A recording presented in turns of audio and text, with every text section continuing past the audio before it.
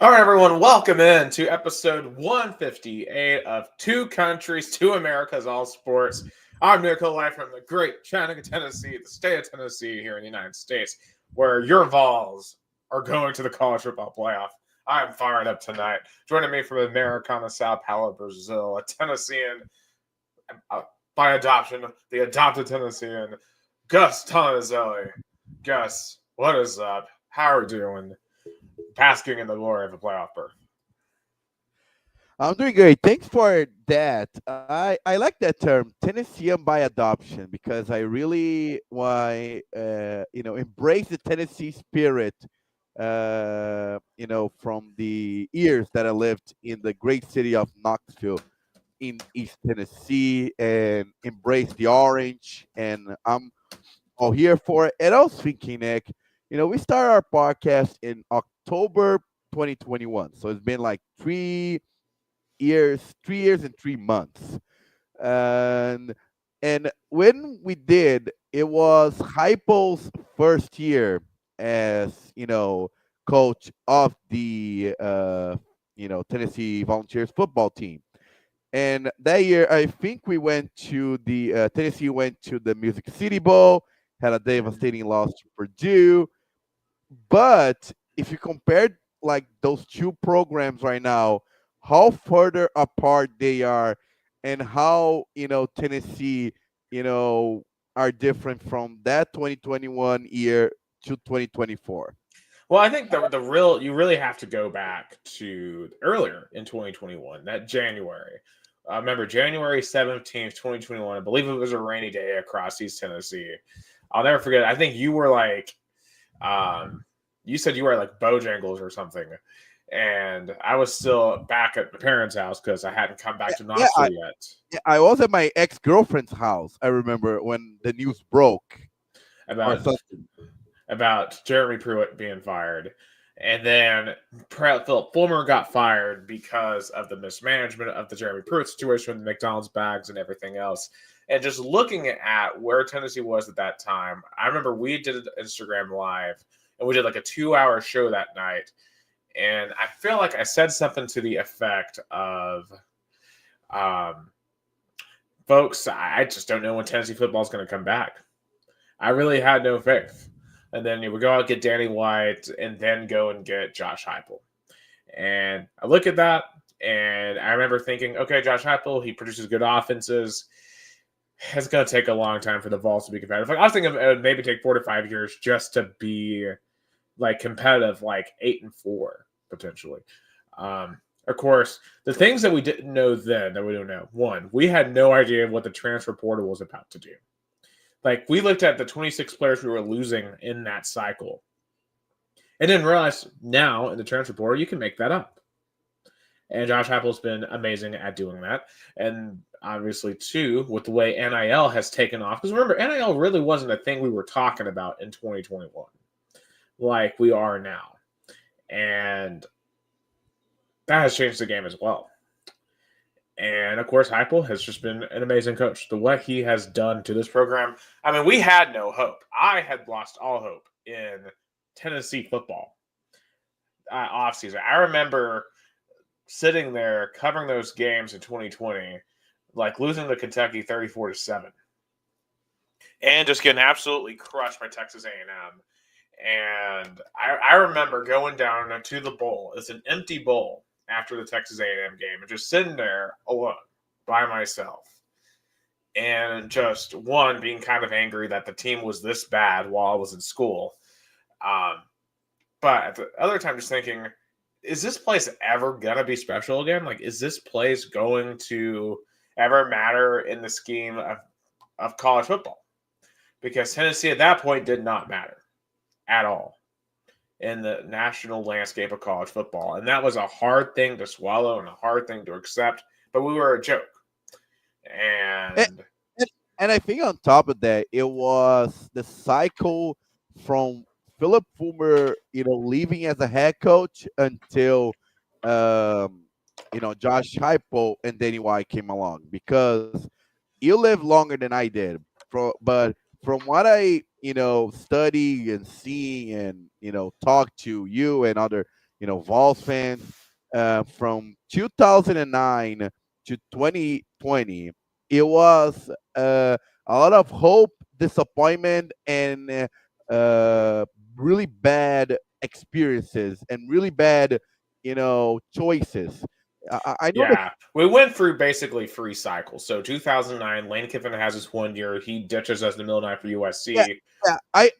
I want to consider Lane Kiffin cycle. I think Lane Kiffin was a what if? Oh my God! If he would have stayed, maybe he would have built. But as you said, he did. So Tennessee had to recover from an unexpected break.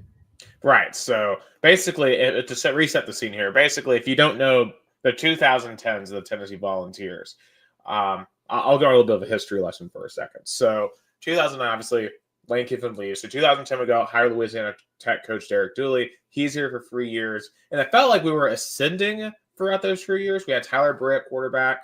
We had Cordell Patterson, Justin Hunter at wide receiver. Had some talent on those teams. 2012 should have been the year that Tennessee should have done really, really well. And if you look at that offense, it's one of the best offenses Tennessee has ever had in the history of this school. I mean, Tyler Bray threw for 34 touchdowns that year. I mean, it was a great offense. The problem was we replaced Justin Wilcox at DC, who's now the coach at Cal, with Sal Sinceri, who is probably the worst defensive coordinator in the history of Tennessee football. 2012's defense is, and we've had some bad defenses. That defense was horrific. And we went 5-7 last year, including a 41-18 loss to Vanderbilt. So Derek Dooley got fired. So that's one cycle that just didn't pan out. In 2012, I remember we had College Game Day come for the Florida game that year. And it really felt like Tennessee was about to pop back up and we were about to be back. So we didn't. It didn't work. Okay, so now we have to reset with Butch Jones again, 2013. And he starts recruiting really, really well. We don't make a bowl game the first year, but we do upset South Carolina. So, okay, there's some hope there. 2014, make a bowl game, boat race Iowa. Fine. 2015, this is the year. This is the year. Go out, have heartbreaking losses to Oklahoma, Florida, and Arkansas, and Alabama. Led all those games in the fourth quarter. Did not win a single one of them. They finished 9-4, beating a top 25 Western team, and that team was really good. The problem is they didn't finish those 4 games, so it's just kind of the big what if team to me because that team was good enough, but didn't get it done. Then 2016, next year around, they get up into the top 10, and of course they beat Florida in a College Game Day game at home. Have the Hail Mary at Georgia. I remember that year the game against Appalachian State because the feeling was that Tennessee won that game in overtime, but the fans didn't laugh excited. They felt a little bit of, I mean, is this team good? Of course, the Florida win, as you're about to say, definitely erased that feeling, and definitely was the win that fans was like, okay, this is gonna be the year. Right, and then we go down to A&M, have a really close overtime loss. I was like, okay, whatever. Come back, get absolutely demolished by Alabama. But we look back like, okay, we still control our destiny. And the SC's just got to win out. Go and lose to South Carolina and Vanderbilt. So that year, we don't accomplish what that team at the bare minimum should have gone to in year 6 bowl, the Sugar Bowl. They didn't do that. And, of course, next year we go 4-8, just a complete disaster. The wheels fall off on Butch Jones. And then we have especially that loss in Gainesville in Hail Mary. That was the end of Butch Jones before he got fired after the Missouri game. Yeah, oh yeah, especially because he made some just awful coaching decisions in that game, not running at the goal line. I mean, Tennessee should have won easily that game. They just did not. And so then that offseason just is complete chaos. Because remember that we tried to hire Greg Schiano, the fans, including not even the offseason, during the season, never forget that November 2017 was chaotic because I went to the Lady Vols versus ETSU basketball game, and at the same time, Butch Jones was getting fired, and at the time athletic director was giving a press conference, and that November 2017, that was a hell of a ride. Yeah, it was. I mean, it was just unreal. Like the whole Greg Schiano debacle, then John Curry gets fired, and we go after all these coaches, and they constantly turn down Tennessee. So we have to sell on Alabama DC Jeremy Pruitt, and well, as Dylan Becker likes to say, he's a stale ham sandwich. Did not work out.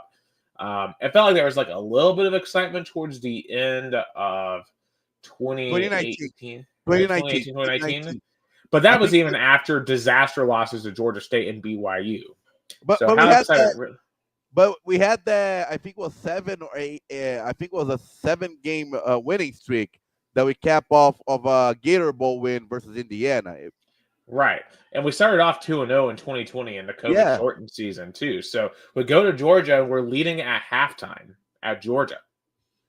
And the wheels came off there. The rest of the season was just atrocious in 2020. And it got to the point for me personally where I remember learning we were 3-7, learning that we were going to go to the Liberty Bowl. And I just remember thinking to myself, I don't want to play this game. I don't want to watch this team anymore. And I had never felt that way about Tennessee football. I just couldn't take it anymore. And then the team got sick and they didn't play. And of course, there was just controversy. yeah. In my opinion, opinion, not a fact. I still think I mean, there's probably some truth behind it, but I still think that Tennessee used the COVID situation to not play this game because they probably knew about this whole debacle of Jerry Pruitt. Because remember, before the Texas A&M game, Fox Sports Knox who broke the story, and even the reporter did not attend the Tennessee Texas Right, A&M Trey game. Wallace now, who's Yeah, with Outkick and Clay Travis, so he's gone up in the world. But yeah, we would sit next to each other. We both would sit next to him. He was not there that day when he broke that story. So, and that press conference in the post game, my gosh, you remember that press conference after the A&M game? That was the most uncomfortable, tense thing, at least sports wise, I've ever been a part of. Now, I've been a part of a lot of uncomfortable things as a news reporter, but man, up to that point of my media career, which it wasn't that long at that point, that was very uncomfortable because you just knew that this was probably the last time we would ever see Jeremy Pruitt. and in retrospect, I was still a little bit optimistic because the question I asked was, about the quarterback playing. Like, it didn't cross my mind to ask about the future. And I remember no reporter did. There was no indication of, are you staying or like, but there was a sense of not, comfortable of uncomfortability. Right. And of course, that offseason happens and Pruitt gets fired, and then Fulmer is forced to retire by Donde Plowman. So, and really, you really have to credit this whole success with Donde Plowman, who's still the chancellor at University of Tennessee. She was able to right the ship from the chancellor perspective. We were going through all kinds of chancellors. Like, remember Beverly Davenport in that disaster? I mean, she got ran out of office, and, Davenport and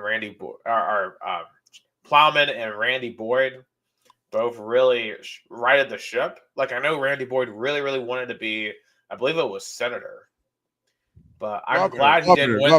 Governor, that's right. He wanted to be governor. Governor. And who knows? Maybe he'll run again in 2 years because Bill Lee can't run again. So who knows? Although I think Glenn Jacobs will run for it. I remember that 2018 Republican primary for governor of Tennessee was crazy. Right, because I forget, because it was Bill Lee, it was Randy Boyd, I forget who else was in it. I think Bill Haggerty, which is now the U.S. senator, was also there. There was another. I want to say there was another women politician that was famous. Because it would have been Blackburn, because Blackburn was running for Senate. Because that's the president. Yeah. Yeah. But that's true. Like, but then he lost the primaries. He was one of the favorites that became UT system president, and maybe that was for the good. Oh, it's absolutely been for the best. Like, Randy Boyd's been a godsend as UT president, And because with their leadership, they went out, they picked Danny White, and Danny White picked Josh Heupel, which a lot of people questioned. But it's turned out to be absolutely the correct decision. And from there, moving up to when we started, of course, we started right after the Ole Miss game in 2021, and absolute chaos. But you could tell that team was so much more competitive in year one. They were so much more fun. Like, I remember 2021, like, I knew that team wasn't great, but I was proud of them, so proud of them, because I could tell how much harder they were trying, how much harder they were fighting. And I knew that, okay, let's just hang with this guy. Let's see what he can do. And I think Oklahoma came open that year. And I'm just like, I really hope they don't come after Heupel. We need to keep this guy. And we kept him. And the rest is history, of course. 2022, magical year. 2023 last year, a little bit of a setback, but still pretty good season. And now comes to 2024. And heading into this weekend, we were 9-2, needed to win at Vanderbilt. And man, things were scary at the start. Fell behind 14-0 in the first 4 minutes of the game. But the boys, they kind of calmed down. They settled themselves in, and they went on a 36-3 run after to win 36-23. And the Vols, for all intents and purposes, are guaranteed a playoff spot. It's just unreal. I can't believe after everything that everything we've witnessed in this program. I've been watching since 2006, and I grew up with Tennessee being the butt of all jokes in college football. And it's just beautiful. It's just so damn beautiful. I'm going to talk about that later, but that feeling that you're describing is what Botafogo fans are feeling right now. Like, we were the jokes of Brazilian soccer. Our last relevant title was in 1995, the Brazilian Championship. We won only second divisions, the state championship. There were titles, but it's like winning the Orange Bowl, the Citrus Bowl. Like, it's good, but it's not what you want to accomplish. Not like the big thing. And and that's the feeling of feeling proud again. The feeling like we are back. We are truly back. And Absolutely. that's why both have traditions, like Tennessee and Botafogo. Botafogo have so many legends in soccer, and like Tennessee, both had their last good run in the late 90s, and now they're back. And it's good for the sport. It's good for Brazilian soccer to have Botafogo winning a major championship. It's good for college football to have Tennessee football, back in being a contender. It's good because, those are, institutions in their respective leagues in sports. Absolutely. And people like to act like, Tennessee, to college football, it does not matter whether or not Tennessee is good or not. I disagree. Do you see this behind me? How many schools can do this? There's not that many schools that can do something like this. Make it beautiful. Make it loud. There is no environment like Neyland Stadium when it's at its peak. Yeah, and of course, now that Tennessee it's 90. I thought there was like a 98, 97%. I bet there's like Tennessee fans probably thinking like me, oh, we are there, but there's still a chance. But I wouldn't imagine the committee leaving Tennessee out. Oh, no. I don't know what the 2 to 3% would be. I don't think it's possible when you look at the scenarios. We're going to go through all the scenarios. Tennessee may have to go on the road. That is possible. But Tennessee will be one of the 12 teams in, no matter what. Like, you're not going to drop all of a sudden and miss the playoffs. So I'm pretty comfortable saying the Vols are in. And it's amazing. And for the Tennessee program, this is the next step you had to take. And especially with the playoffs expanding, you now are like, okay, we've made it this year. And with all the problems this team has had, like, this team has not been perfect. Like, this team has had plenty of offensive issues, and Nico's had to grow throughout the year. But the team made it, and that is the sign that your program is rock solid when you can have problems in your team and still find a way to get to the postseason. Because you're never going to have a perfect team. It's just not possible. The closest we've ever seen is probably 2019 LSU. But that's a once-in-a-generation type team. Most of the time, your really good teams are going to look like what Tennessee has looked this year. And like Saturday wasn't a perfect game. Like the special teams was awful on the touchdown to start the game. Or, Dylan Sampson once again had a ball security issue, and that led to a touchdown early for Vandy. But credit to where credit's due, this team, they buckled down and they got to work. I mean, Nico, I thought, played his best game of the season on Saturday. He was efficient. He hit some big shots. Deontay Fortin had over, I believe it was 258 passing, 4 passing touchdowns. That touchdown he threw to Miles Kitselman was gorgeous. The little touch pass. Like, he can make any throw. You can see why he was the number 1 quarterback coming out of high school, the 5-star quarterback, why we invested $8 million through NIL with him. Because he can make the throws, he can make the decisions, and you can tell he's much more comfortable making those big-time decisions at big-time moments, and he's just a gamer. Like, do you see where, like, after we took the lead, he got into a bit of a scuffle with the Vandy DB after the Kitselman touchdown. And I don't know if Nico would have done that at the beginning of the year. I mean, it's just, you can tell Nico is definitely. Yeah. Go ahead. He definitely grew in terms of player, in terms of maturity and being reliable. And definitely now, the question is, what kind of a version Nico Imialava is going to be in the playoffs? Because we know there's players that shrink or grew or shine. They shrink or they shine in the playoffs.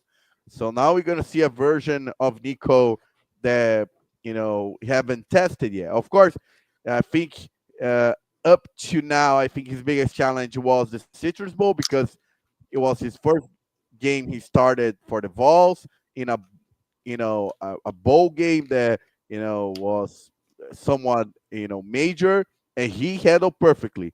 But now it's a different postseason than I'll just say, I think ago. second half of Alabama having to come back in that game. I mean, I think he felt a lot of pressure. Or coming back from Florida, he felt a lot of pressure in that moment. But he was able to come through in those moments. And Nico, I think he's ready. It's like the final exam. You learn from the professor. Like Josh Heupel is his professor. And he's been learning. And now it's time for the final exam. At least here, well, really, just more the midterm, right? For Nico, because he's going to have next year. So this is really more your midterm for Nico. Now, obviously, he doesn't do it by himself. I mean, Dylan Sampson at 178, another great game. I don't understand why he's not a finalist for the Doak Walker Award. He has literally 1,500 yards. I mean, how do you, 1485, 22 touchdowns, and he's not a finalist for running back of the year? I just don't understand that one. Don't. I mean, national sports writers can eat it. I mean, it's like, individual awards in college football. I think I want to probably get more into next week because we're going to have more time. But there should be a debate of this individual awards in college football, from Heisman to wide receiver to running back of the year, because the same controversy that Dylan Sampson's in, Travis Hunter is in as well for Colorado. Do you saw how mad Deion Sanders was? I did not see that. Let's see. Oh, he was furious. He was furious. Oh, about, the Fork Award. Travis Hunter. Yeah. Yeah, I just don't understand these different awards. Like they make no sense. I mean, obviously Ashton Genty should be in the running back, but I mean Sampson should have one of the other two spots. Like, it just doesn't make any sense. But hey, Dylan Sampson will probably also tell you, I'd rather have the team award, because like Travis Hunter's going to win the Heisman, no doubt. But Dylan Sampson's going to get to play in the playoff, and Travis Hunter isn't. So who's really winning here? You know? Yeah. I mean, like it just is what it is on that. Now, I want to ask: so how should Heupel and this team approach the next 3 weeks before the first one? Because we have a long time off now. Like, how hard do you go in this offseason? Because right now, obviously, not until Sunday, you don't know who you're playing. You know, like what do you do? How would you prioritize? Because we have some injuries, so you definitely need to get healthy. But that's a given in any long bye week. Like, because it's a little shorter than you normally get for a bowl game, but it's still pretty lengthy. Like, how would you approach this? And they really have to take advantage of that time because, if you think optimistic, if you make it to the national championship, then it's one of the most intensive months of any college football program ever. Because Tennessee probably is gonna, play 1, 2, 3, 4 playoff games if they make it all, right? Right. So, like, the first game would be like December 20th. The second game's on New Year's Day. The third game is like a week later, and the fourth game is a week after that. So it's an intense run, and you're playing for the top 10 teams in the country. Yeah, and it's going to be the first time ever, I would assume, that a college football program is going to have to play 4 postseasons playoff games. So there's no precedent for that. There's no like, oh, we've been there before. No, like of course, like the NFL does it. Be ready. Like, I mean, we've seen it in the NFL, but we've never seen this in the college level. At least not FBS. Now, FCS, we see it, but not the FBS. Yeah, it's another bowl game. It's another level. Like, of course, yeah, FBS, yeah, but FCS, it's a level below. So it's not that. And normally, those major programs, they run through the first and second rounds. Like in the FBS, there's no certainty of that. There's no certainty of those 5, 6, 7 seeds running through those lower seeds. Right, and of course, the way this format works, it's so weird in that it gives certain seeds certain advantages, like the 5 seed, for example. Like, you have a massive inherent advantage as the 5 seed in this format. Versus the one good thing about this, like right now, the number 1 seed in Oregon is staring at potentially playing Ohio State or Tennessee in the first round, or the second round. While the 5 seed, let's say it's Penn State, for example, or Notre Dame, could have to go through Arizona State and Boise State. Even though Oregon's been way better, they're getting kind of punished for their seed. So it's just going to be really fascinating to see how this works out. But I'm so proud of the Vols. It's just amazing. Shout out to Vanderbilt too. 6-6 is a great season for them. They played really hard on Saturday. They just didn't have enough in the tank. But still, they're not going to be mad with this year at all. Upsetting Alabama. And they're going to go to a bowl game. So great season for them. You just wonder if they can keep Clark Lee long-term at Vandy, or if he's going to jump somewhere. He is an alumni at Vandy. But I think Clark Lee knows if he ever seriously wants to win in college football, he's going to have to leave Vandy, I think. I don't think you can win big at Vandy. Yeah, but if he if he does a better job and stays longer, he'll be like James Franklin, that really did an outstanding job at Vandy and got a Penn State job. So if you do a good job at Vanderbilt University, you will have a better opening. Oh, yeah. Yeah, like he could get like an Oklahoma eventually if that were to open up, or maybe Ohio State. Yeah, I think it's long. But I have some questions, maybe are dumb, so that I was thinking about. So, what happened to the teams that lose in the first round? Do they go to another bowl game, or they're done for the year? Oh, they're done. So there's going to be 4 teams that are not going to get to go to an actual bowl game. you know. Yeah, that's all. Yeah, so there's 4 teams that are not playing in a bowl game that are, a winning record. Let's say. Yeah, yeah, they won't get to go to somewhere fun to play, Yeah, because all the I thought so. I was asked because it would be weird because you suffer a devastating loss in the playoffs, then you have to play another game that basically meaningless. It will be kind of there will be like probably all the players will opt out. right, right. And here's the thing, like last year, like we went to the Citrus Bowl and that was fun. Like we had a great time. Um, I'd rather go to this. Like if we have to go to Columbus, Ohio, and play in a blizzard, or State College and play in a blizzard, because it means you're playing for a championship in this format. And the thing about it is, I see some people like Josh Pay, for example, they're complaining that it has made the regular season meaningless because they think that there's going to be because of the possibility of a 9-3 team making it, which is asinine. S9. How could you have watched the last month of college football and think that this playoff format is bad? No, the regular season matters even more because now it proves that schedule tougher teams will be rewarded, not punished. Exactly. Um, and now with the 12-team playoff, Tennessee can make the playoffs, which is a nice addition for sure. Because with the 4-team playoff, it was going to be really hard for Tennessee to ever make it, in my opinion. 12-team, though, opens up the opportunity. And if as wide open as this field is, why not the Vols? I mean, I'll just go on record right now. I think it's going to be really difficult for the Vols to win the national title just because, it's going to be difficult for everyone to win it.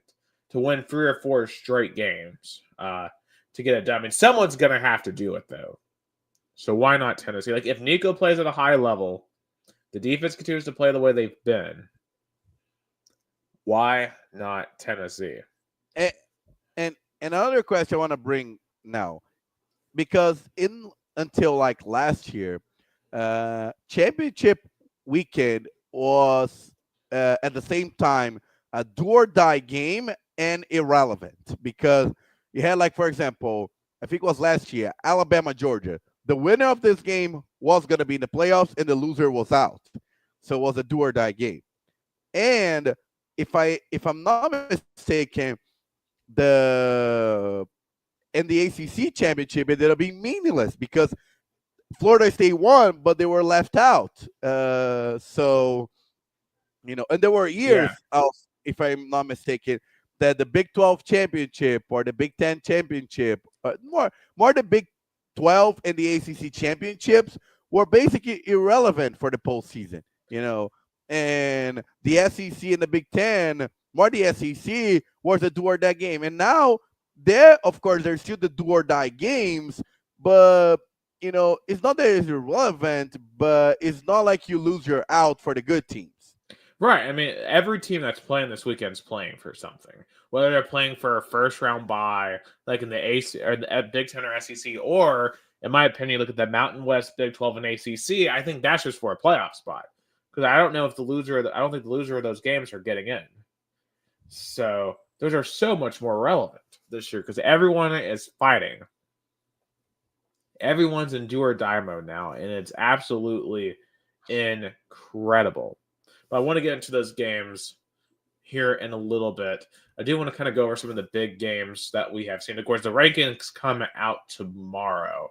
And I kind of want to maybe go and kind of like pick what we think the rankings are going to look like. But we've got to start in Columbus, Ohio. Because Ohio State spent all offseason saying that they had the best roster in college football. They spent over $20 million. He had fixed all the errors that had prevented them from winning the Big Ten, from beating Michigan. And Michigan was awful this year. They were 6-5, couldn't throw the football.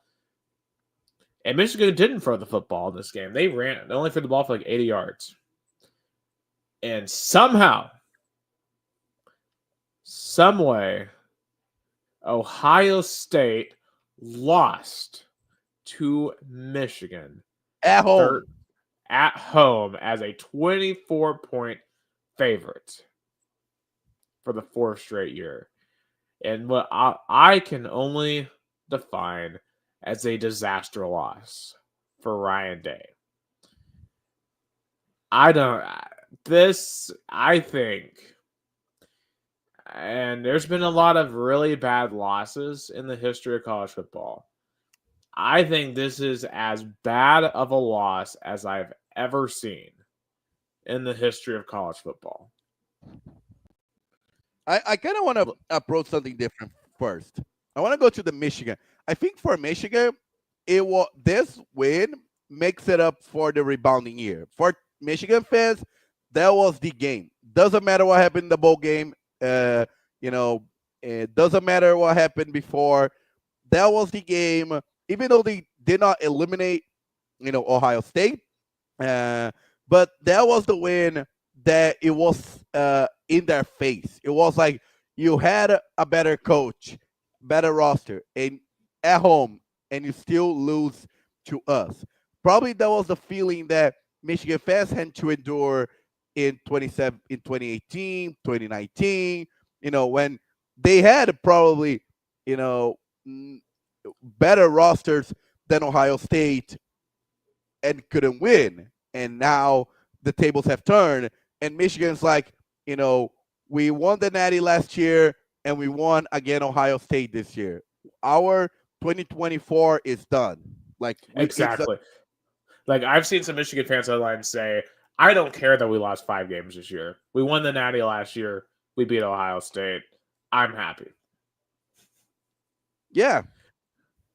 I mean, it's unbelievable. If you're a Michigan fan, like you were so bad this year and you still beat Ohio State. It's just unbelievable to me that this happened. Yeah. And the question is, we have to ask how. How could this possibly have happened? And you had a couple of things. One, Ohio State kicker is awful. Jake Filden, I don't know if he was just nervous. I don't know if, because like Jason Wyrick would say, our dear friend say, he had the yips. He missed 2 field goals of like under 35 yards in this game.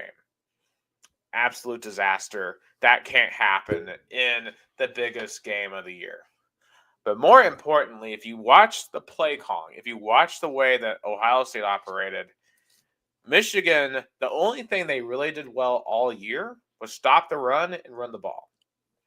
And what did Ohio State decide to do in this game with all the receivers that Ohio State has? They decided to run the ball at Michigan now and often. And usually I would say that's a good idea. You should try to establish the run.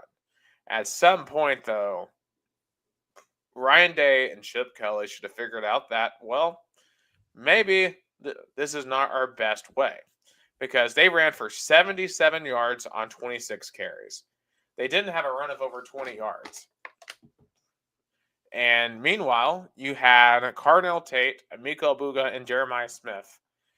None of them had over 60 yards in this game because you didn't throw the ball effectively. Because let's be real, Will Howard is not a great quarterback.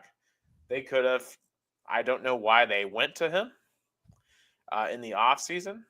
It was a weird move. But that's what Ohio State elected to do. And therefore, despite all the talent, like they have so many future NFL players, both of their running backs, all 3 of their main wide receivers, they couldn't do anything. Because here's what it boils down to for Ryan Day. There's 2 things. One, you didn't really care about beating Michigan. You wanted to beat Michigan in a way that could prove the narrative was wrong. Like, think about remember back to the Notre Dame game in 2023. When Ohio State won at the last second, and Ryan Day goes on a rant about Lou Holtz and says, we aren't a soft team. Because he had heard the criticisms that Ohio State couldn't be physical, that they couldn't go toe-to-toe.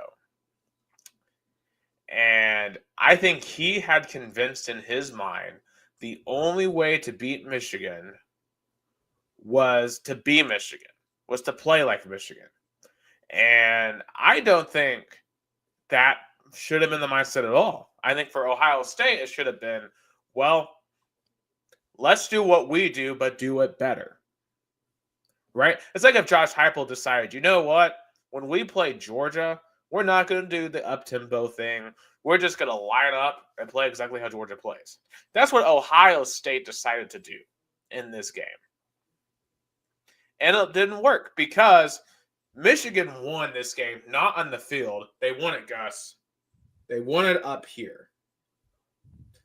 Because if you've ever heard the term living rent-free in the head, Michigan lives rent-free in the head of Ohio State.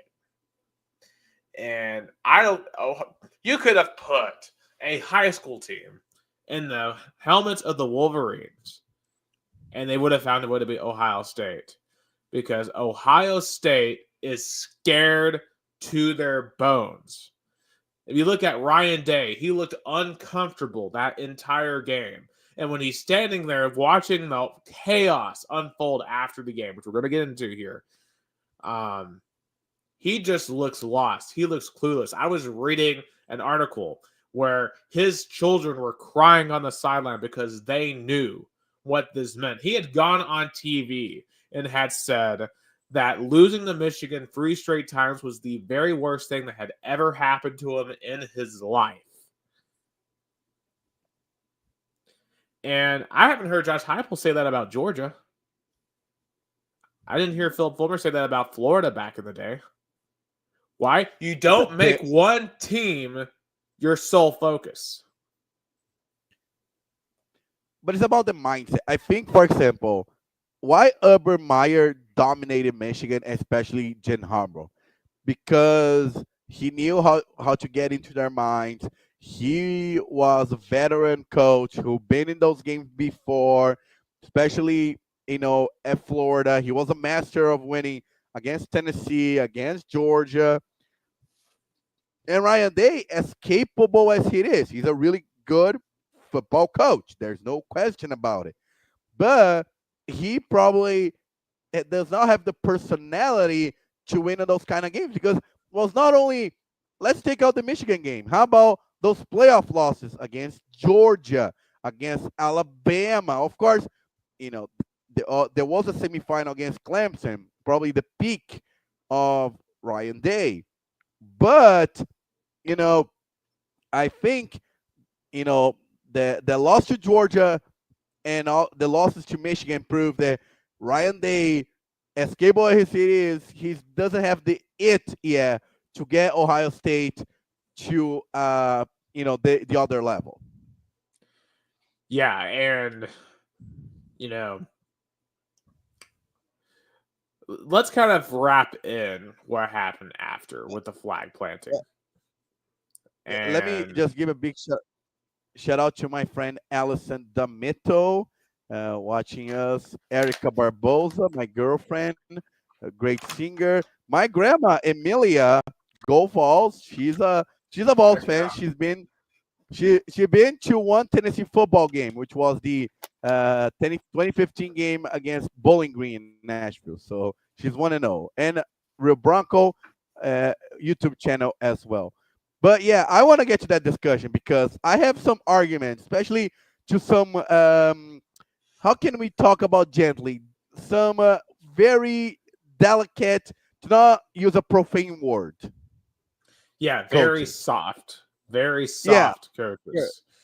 Okay, so at the end of this game, after Michigan had won, Michigan players were celebrating, and they take the flag, and they remember. This really goes back to 2017. Baker Mayfield started this when Oklahoma won at Ohio State, and he ran around with the Oklahoma flag, and he stuck it in the middle of the horseshoe. Well, Michigan tried to do the same thing on Saturday. This time, the Ohio State players weren't having it, led by Jack Sawyer, who had a great game in his own right. And let's also say this. The Ohio State defense is not at fault for this loss. Ohio State's defense deserved to win that football game, and their offensive special teams let them down.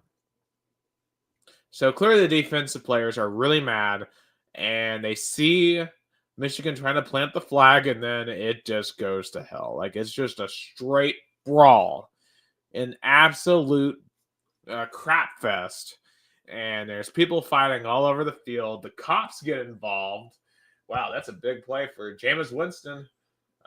The Broncos and Browns are on. But anyway, what was I saying? I was talking about, like, basically it turns into a massive fight. And then the cops from Ohio start pepper spraying the Michigan players, not the Ohio players. That's good. The cops are also mad that Ohio State lost again. And meanwhile, the whole stadium is just raining down boos.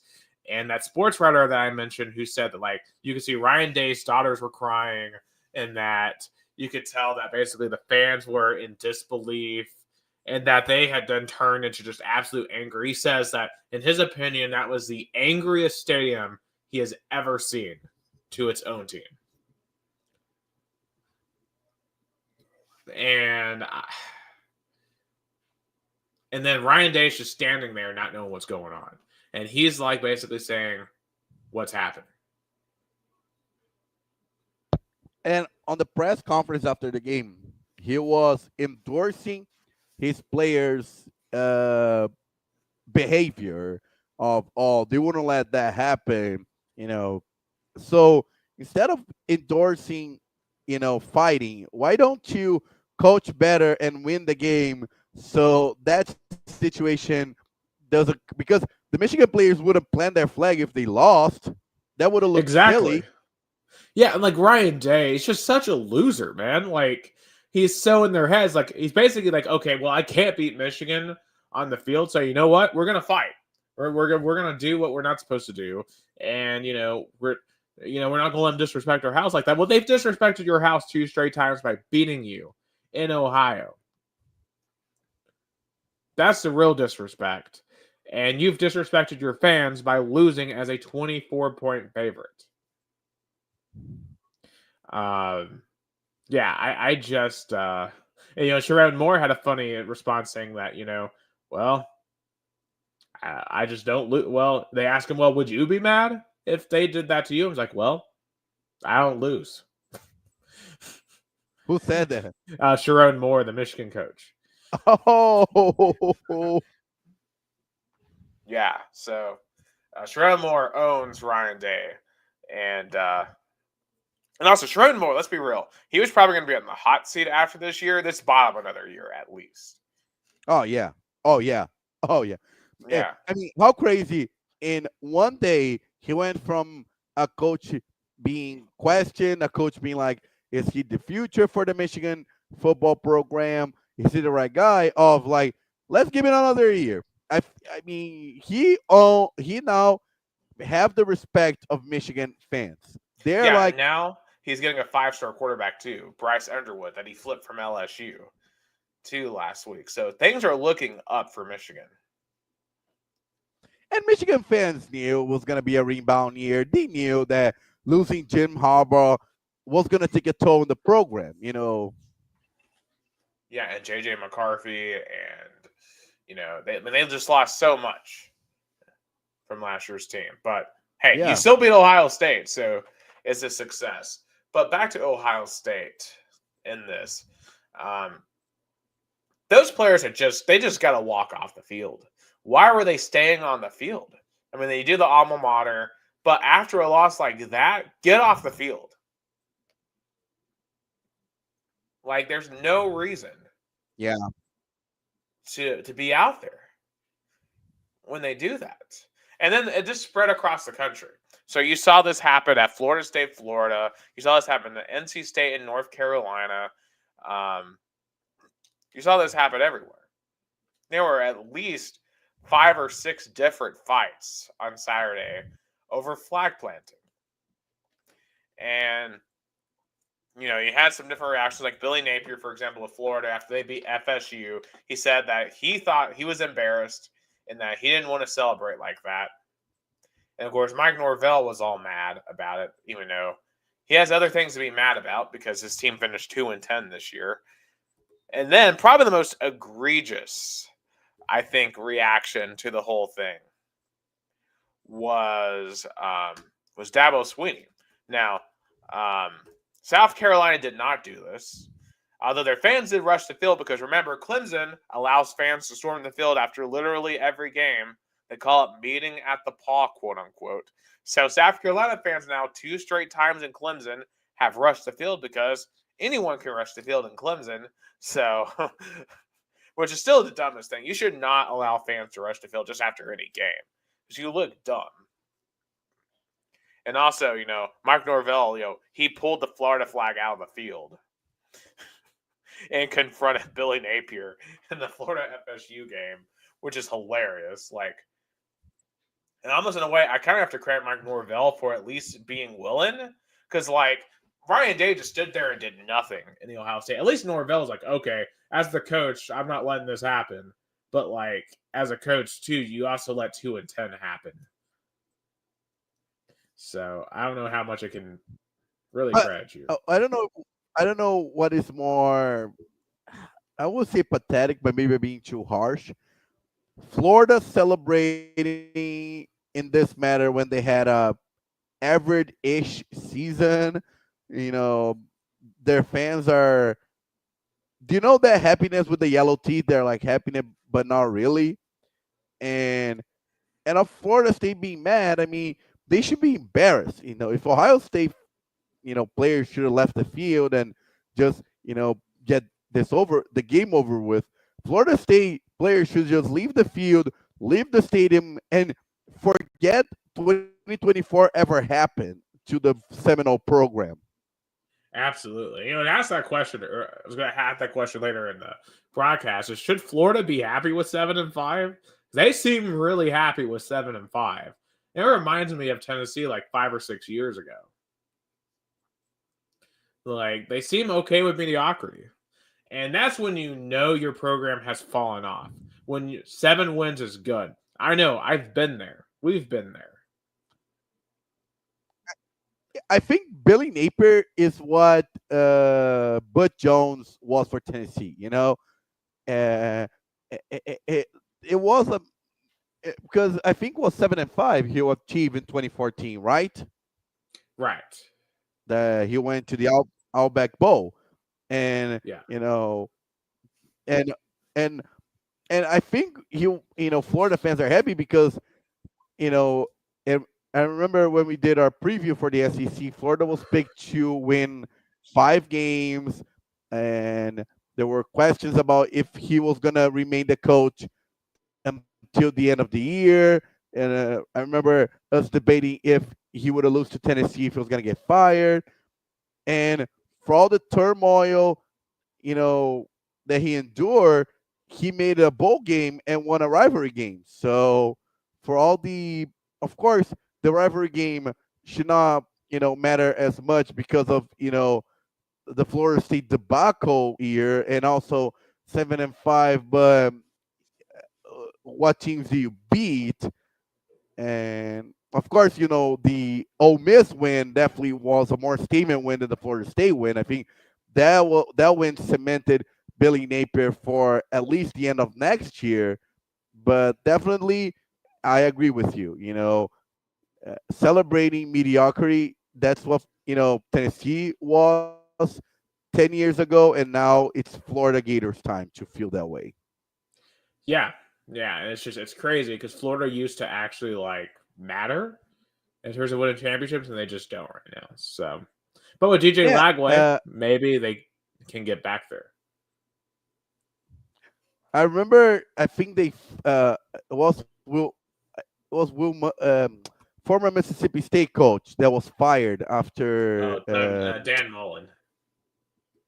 Dan Mullen was fired for way he was doing way better and he was fired. So I guess Florida has fallen so much that they now embrace mediocrity, and maybe they'll get but I mean they have not only chaos on the field, they still have the issue with the NIL off the field. Absolutely, because I don't know how that lawsuit's turned out because Jalen Rashada hasn't really played any at Georgia, but clearly they've kept Lagway at least. So I guess they've restructured at least a little bit, but I think they're still far behind Tennessee and Georgia in some of these other places.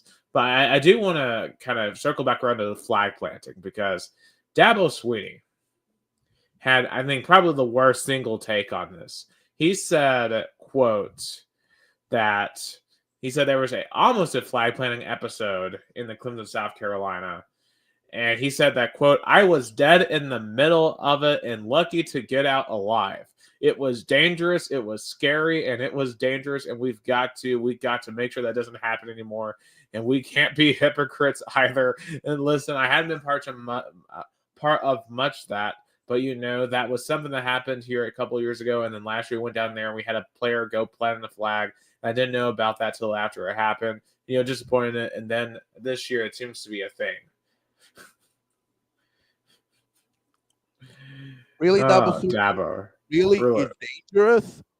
I would invite you to go to some soccer rivalries in Europe and South America, and then you see what really feel in danger in a sporting event really feels. Yeah, I mean, just a bad look. I just, like as you said, he hasn't seen dangerous in college football. They don't know what the first thing about dangerous is in college football. It's just nuts. But it doesn't surprise me that Dabo Swinney would say that. I mean, Dabo Swinney is a washed out coach who can't win big games anymore. So of course he would say that. I mean, he's one win away from.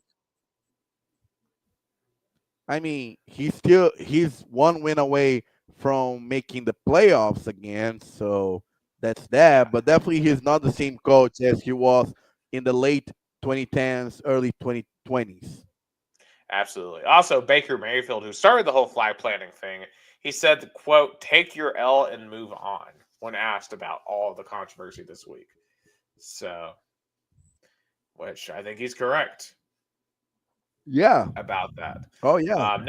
Now, speaking about Clemson, the only reason why they are still alive this week, Mario Cristobal struck again, Gus. Our favorite punching bag has done it. He had a Heisman finalist quarterback, an amazing offense, in a terrible conference, and has completely blown an ACC championship appearance and probably the playoffs by losing at Syracuse. I don't know how to explain it. They were up 21-0 in this game and lost. I know he can recruit. Is he a Butch Jones with a better pedigree? Somebody that can really recruit, but has really coaching issues that are making fans feel frustrated. Yeah, I mean, I think that's a great comparison. He's just Butch Jones with better PR. He's Cuban Butch Jones with better PR. Yeah. That's what it comes down to.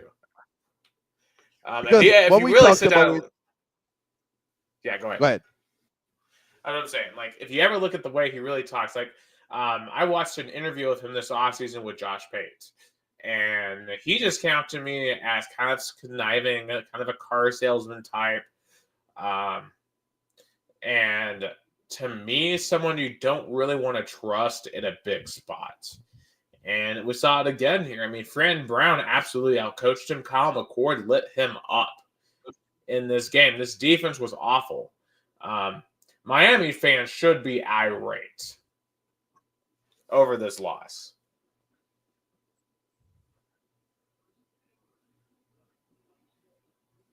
Oh, yeah. And I feel the word is frustration. Because remember last year, they felt frustrated and mind blown when they lost that Georgia Tech game at home, when the game was practically, done and they lost.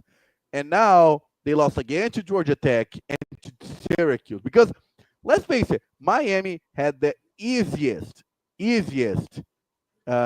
game on this rivalry weekend for all the college football playoff contenders. Like even easier than Tennessee because you know Vandy beat the number one team in the country, Alabama, this season. They were already a bowl eligible. Syracuse, it was their first ranked win in this century, if I'm not mistaken. Yeah. Yeah. I mean, Syracuse is 9-3, so they're not terrible, but I mean, 9-3 in the ACC is like 6-6 in the SEC. So, Yeah. um, yeah, but Miami, yeah, enjoy whatever bowl game you go to because that's where you're going. Mario Cristobal is never going to get done in Miami. Miami, maybe they shouldn't have ran off Manny Diaz.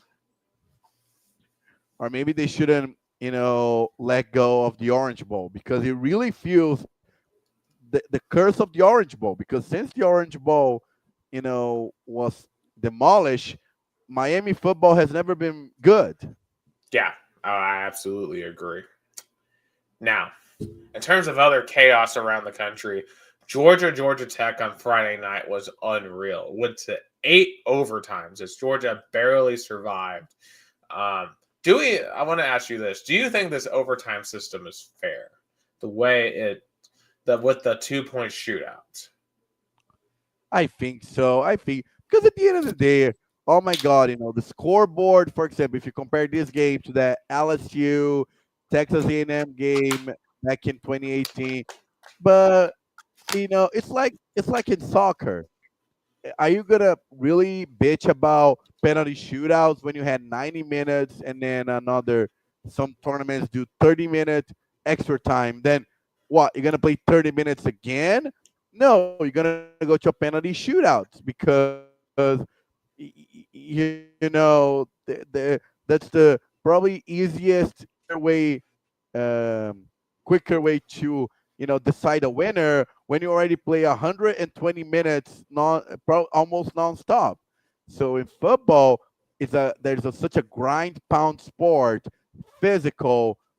I think it's like a penalty shootouts. Yeah. I mean, it just at the end of the day, you can't keep going forever.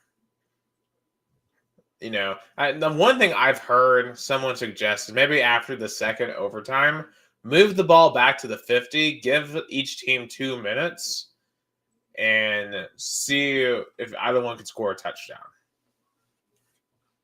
Could be a solution. That's more realistic. Or after, let's say, to the fourth or the fifth overtime, do extra kicks. Whoever got the extra kick right wins, like a penalty shootout in soccer. Right, but then how would you do that? Like, I guess you have to do it from certain distances. Oh, you can do from like a extra point, like in soccer. You do from penalty shootout, where it's the closest thing. You do a extra point, you know, kind of attempts. Like in So would soccer, you you have? do So would you penalties. have all the different players take one? Because if it's just kickers, they're gonna be there forever. I would think. I just Or you have to say one kicker and a punter, or do like kicking players only. But I mean, and why would it be there forever? Maybe their O line, or their line is too tired to hold. There's going to be blocks. I mean, talk about being there forever. There were 8 overtimes, and they're only playing offense versus defense. So maybe, well, you know, I don't know. I think field goal, attempts are kind of penal. Like, because like in soccer, you play 90 minutes, which is a regular, like all the 4 quarters. Like in soccer, is 2 halves in 9 minutes. Then you play another 30 minutes extra time. It would be, let's say, 4 overtimes. Then after that, then you have to find an easier way to decide. yeah, it's definitely gonna be interesting to see if there's any changes. But I mean, it was just such good television that I don't know if there really should be. Like, I don't think it's the most fair way. Like, let's say if this determines a national champion, I would be furious. Because I feel like that's not how the national champion should be determined. Like, I think maybe for the playoffs, maybe they should do what the NFL does and just have unlimited overtime. But for a playoff only, maybe keep this for the regular season. But in the playoff, do an NFL style overtime.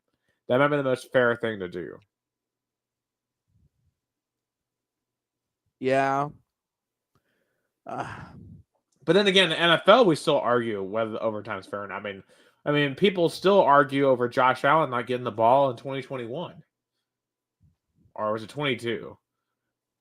It was one of those 2 years. I think it was 21, right? The one where Mahomes scored in 13 seconds and then won in overtime. 22. It was 22. Because 21 was the Bengals run in the playoffs. Yeah, you're right. You're right. Well, actually, it might have been 21 because it was the semifinal. And then the Chiefs lost the next week. I think. It was one of those two. It was one of those years. Yeah, so I mean, I don't think you're ever going to have an overtime that makes everyone happy. I just know that this was, but definitely great television. And Georgia's very lucky to win that game. Georgia Tech should have won. The way Georgia Tech lost this game is they had the ball in the red zone 5 times in the first half, and 2 of those times they didn't score at all. And that was the difference in the game because they missed a field goal, and then they didn't go for it on a and they didn't get on a 4th down because of unimaginative play calling.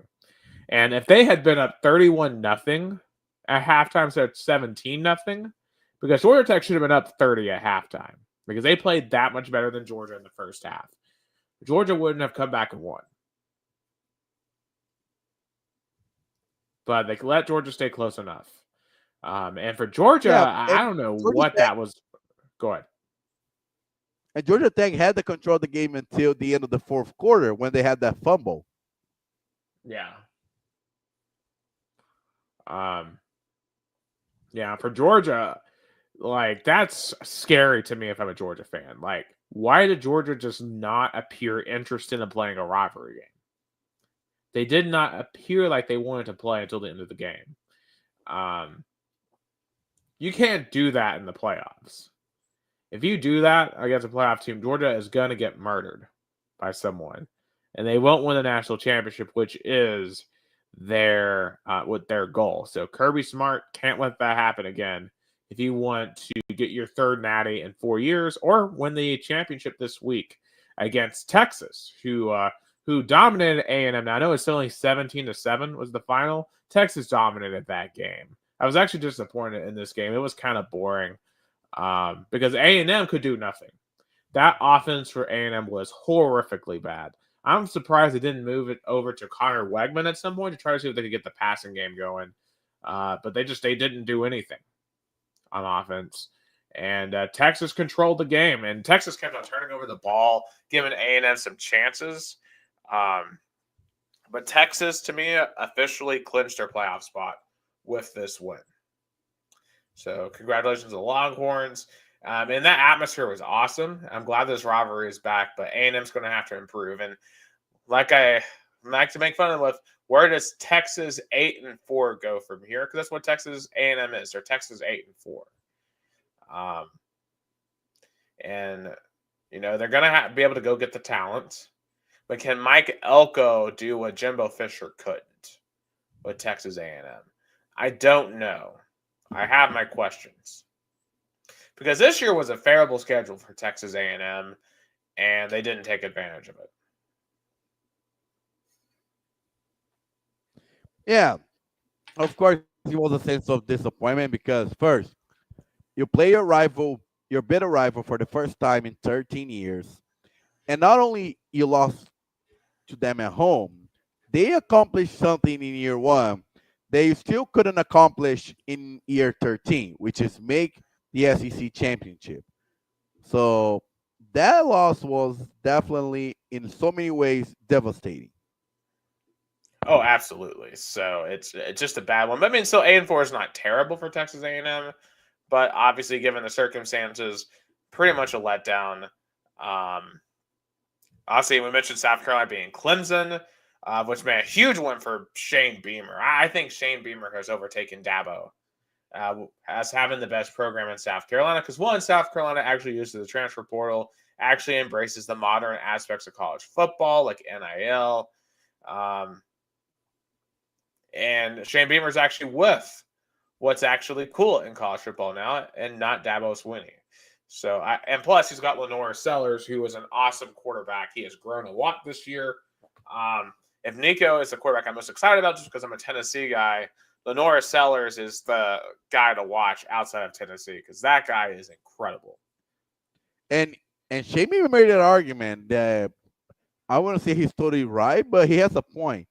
South Carolina should be at least considered for like the 11th spot, or maybe I'm being too much on the Shane Beamer train. Well, they should be considered for the 11th spot. Now, here's the problem they're going to have. And obviously, I'm trying to think how I want to kind of weave myself into this. So the 11 seeds, so with Miami losing, of course, Alabama beat Auburn by 2 touchdowns. And in a game, let's be real, was really boring. This is the least I've ever paid attention to the Iron Bowl, I feel like. I just could not care about the Iron Bowl this year. But Alabama won. And now here's what it comes down to me, because you have 3 9-3 teams. You have South Carolina, Alabama, and Ole Miss, who won the Egg Bowl. And then you have Miami that just lost to Syracuse. To me, I don't think Miami should be ahead of any of the 9-3 SEC teams. It'll be ludicrous if that happens. Like, Miami did not play a single ranked team. Right. Now, no, Miami fans are going to say, but we beat Florida in week 1, who beat Ole Miss. I could hear that being the argument for Miami. That makes zero sense. Zero sense. Hey, kind of explain why, because I feel like for Miami fans, like, well, we literally beat the SEC in a game. No. If that's the argument, then Northern Illinois should be considered for the group of 5 because they beat top 5 Notre Dame team. Well, that's also true. But anyway, so let's say it's just the SEC teams. Now, I'm going to say out of those 3, because only one of those 3 can get in. Because let's kind of look through the rankings real quick.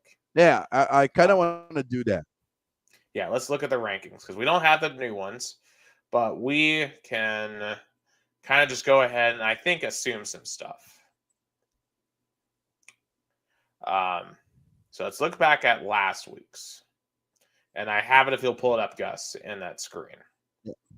1 second. I put it in the full screen for me too early. Put it in. All right. So, of course, it should be up here momentarily. But, number 1, Oregon, they're undefeated. They're going to be in, no matter what happens this week. Texas won. I think they're good to go. They're going to be in no matter what. Penn State, they beat Maryland. They're going to be in no matter what. Notre Dame beat USC. They're in no matter what. Georgia won. To me, they're in no matter what. Of course, Tennessee win. They're in. Now, Indiana is where it starts getting tricky to me. I think at 11-1, there's definitely questions about Indiana, but Miami losing, I don't think there's any reason why Indiana should be left out of the playoff at this point. Now, they haven't had a tough schedule, but at 11-1 in the Big Ten, I think you got to let them in. Like, is there any reason why Indiana should not be in?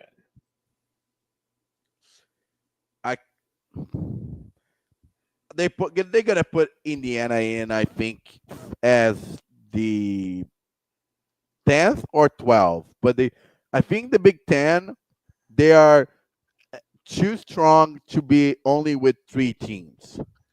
Yeah. And plus the fact too that it's not just Indiana win, like they beat Purdue 66-0. Like They beat a lot of those bad teams by a lot. So it's not just that they weren't like skating by these teams; they were blowing them out, which is what a good team is supposed to do. So Indiana's in. So let's look at the other teams that lost. Ohio State, they're going to be in. Even though they lost, they're going to be in. The question is, how far do they drop? And we'll talk about that in just a second. SMU, they won. However, they have to play Clemson. Now, the thing for Clemson is, how far do they drop? They probably drop behind the 3 SEC teams. Arizona State, Tulane lost, so they're out. Probably behind the 2 Big 12 teams. So they're probably like 18. But that doesn't really matter because as long as Clemson wins, they're in because they get to play SMU.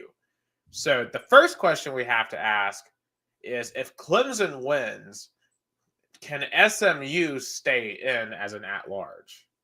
No. I would agree with that. No. Because SMU does not have any ranked wins. SMU has to win this week.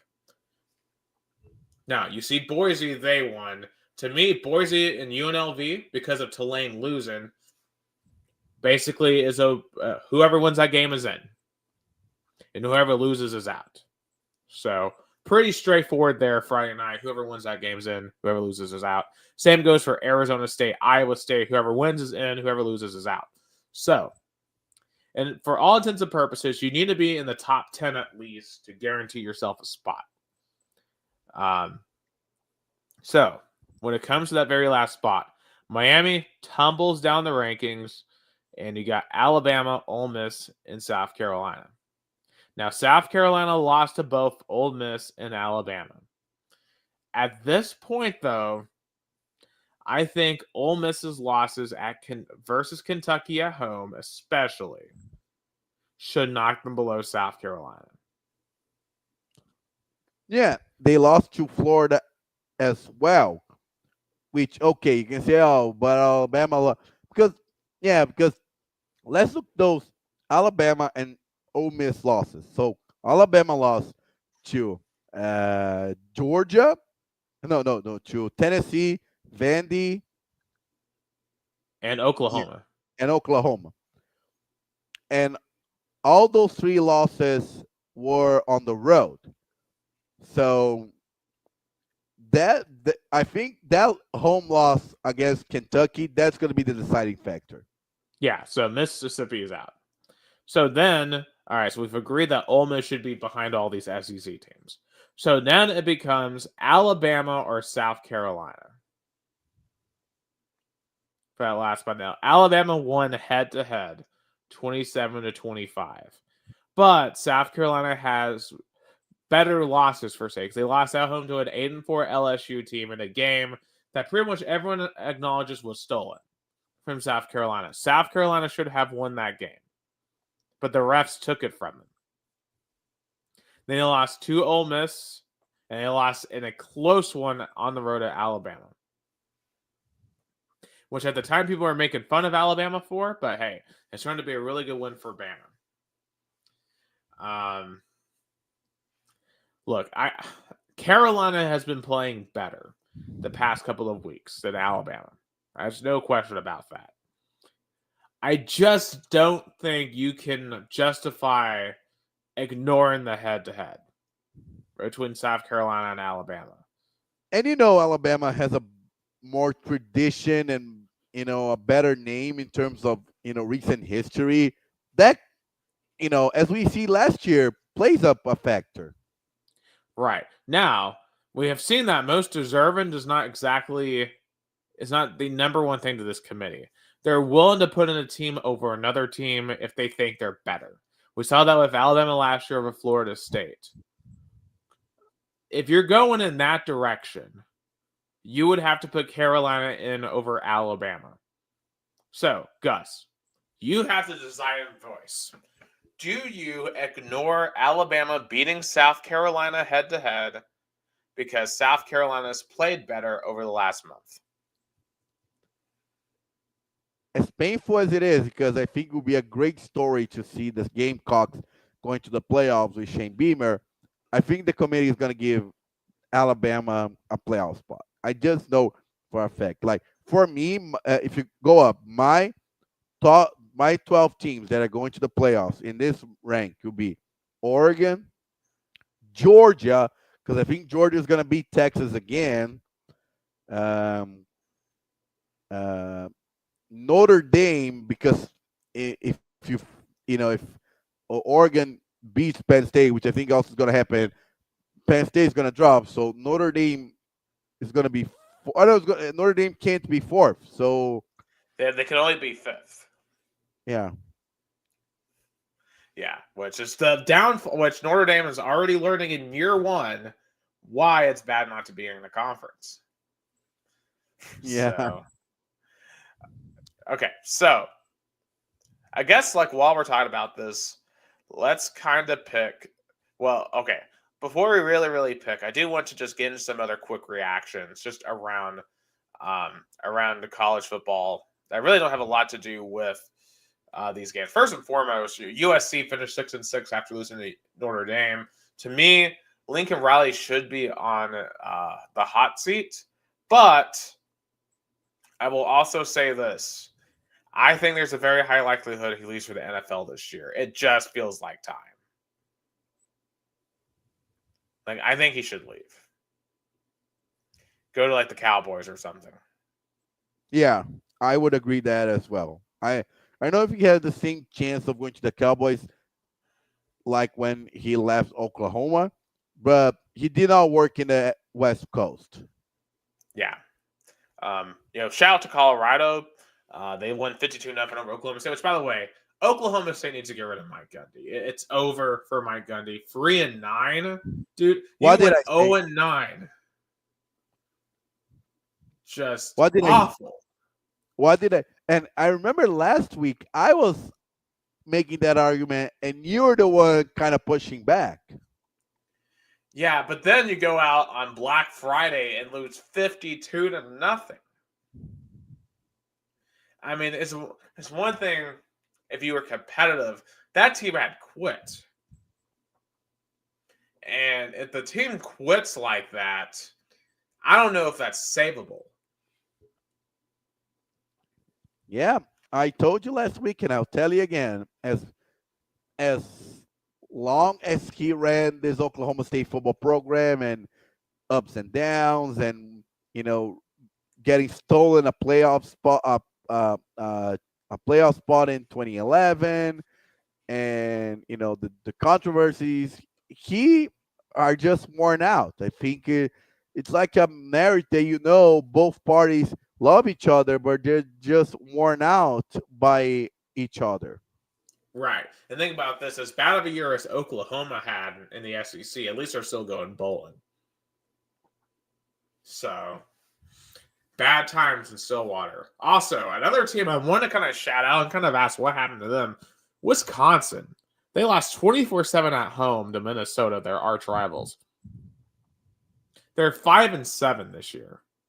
Luke Fickell, I don't know. I mean, he took Cincinnati to the playoffs, but I thought Wisconsin would be better by now. And granted, they lost their quarterback this year, so I think you got to give some deference to injuries. And they gave Oregon a pretty good game a couple of weeks ago.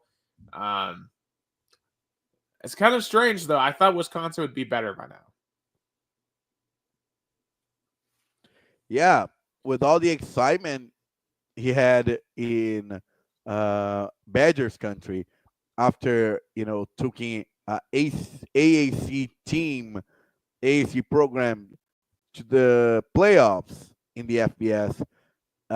Maybe did he overachieved at Cincinnati? Did that Cincinnati playoff berth was more circumstantial than Luke Fickell? I mean, I don't say he had some merits, but maybe he's not ready for the next challenge. Maybe not. I mean, I don't know. He has some great players over there, that's for sure. Like Sauce Gardner. Also, where does Kentucky go from here? They got trounced by Louisville 41-14. It was 27-0 at halftime. That's the grocery store in Lexington was empty. You could have walked right in, picked up a jug of milk, and left. and no one would have noticed. There were so few people at the Kentucky game. I mean, they finished 4-8 this year, Gus. Kentucky fans thought maybe in the offseason they would be a dark horse in the SEC. Yeah, I guess another coach that worn out the football program. Right. Remember, he was saying 2 years ago that Kentucky's football program was better than Kentucky's basketball program. Yeah, that's what yeah. Yeah. And that's definitely not the case at this point. So, yeah. So, in any case, let's get into the conference championships, and we can kind of figure out what the final playoff. So, there's some smaller ones that really have there's 4 that really have no playoff implications. So, just real quick, Western Kentucky at Jacksonville State for the CUSA.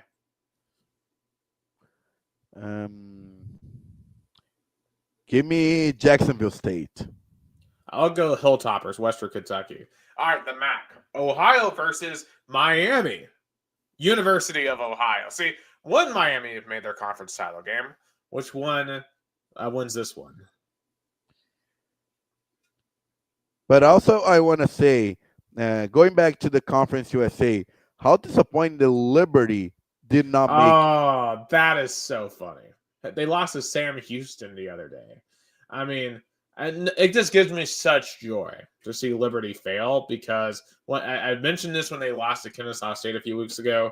There's 2 things. One, their university to me is just not a legitimate school. Like I just don't think they're a legitimate institution. And 2, the way their fans treated Appalachian State fans after Hurricane Helene, because they basically said, "Oh, App State decided to back out of that game to avoid us, and like they should have traveled to Liberty." And I'm like, dude, they'd suffered their worst natural disaster in a century.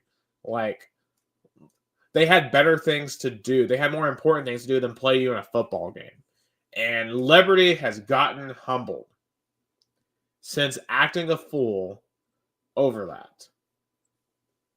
And they have no one to blame but themselves. So I'll relish in every moment of their failure. Yeah, because and at some point in the season they were also a dark horse for a playoff spot, which really fell apart really, really quick. Even if they had gone undefeated, they never would have made it. They just the strength of schedule was never going to be there for Liberty. So even if they won every game by 50, especially with the Appalachian State not playing them, but then Appalachian State wasn't even that good this year. Like App State, if I'm correct, finished. I don't know. I don't think they even made a bowl game this year. So, yeah, because they lost at Georgia Southern the other night, and so they finished 5-6. So with Liberty, maybe they win the game to get to 6-6. And let's be honest, with what happened with Helene, I think App State you just have to kind of watch this season for App State just with what happened. It's one of those seasons that you just kind of have to get through, and then 2025 you return anew when things are more normal in North Carolina. Of course, I don't know when they're going to be normal again out there. I'm still thinking about all of them all this time later. But yeah. But on the MAC, I'll take the Ohio Bobcats to get it done. I've got a good buddy that goes to grad school up there, so give me Ohio. Yeah, give me the Bobcats as well. All right, the Sun Belt, Fun Belt, Marshall, the Thundering Herd at Louisiana Raging Cajuns. Who gets this done? I mean, what an impressive win by Marshall against James Madison, which I thought was going to be also kind of like a dark horse for the G5 spot, but they did not even make the Sun Belt Championship. Right, Sun Belt's a fun conference. They beat up on each other a little too much to be in the playoff conversation. Probably needed 1 or 2 more big upsets as well that they weren't able to get. But give me Louisiana. I'm going to go with We Are Marshall. Give me the Thundering Herd to get this done. All right, the American, and this one really is, I think, both teams are going to be sitting here thinking about what could have been. Tulane, because here's the thing: if Tulane had won this week, they would be sitting in a spot where if they win and UNLV upsets Boise State, Tulane would be in the playoff probably. But they blew it by losing to Memphis.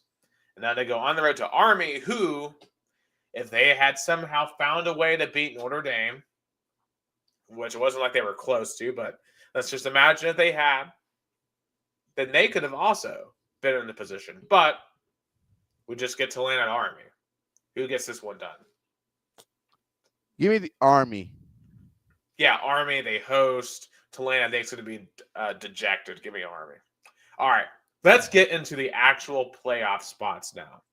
The Running Rebels of UNLV at Boise State with Ashton Genty, playoff spot on the line. Yeah, for Boise State, to me, they've been waiting on this day for 2 decades. Who wins? Give me Boise. You know what? I'm going to go with the shocker here. Give me the Rebels. I think this moment ends up being too big for Boise State.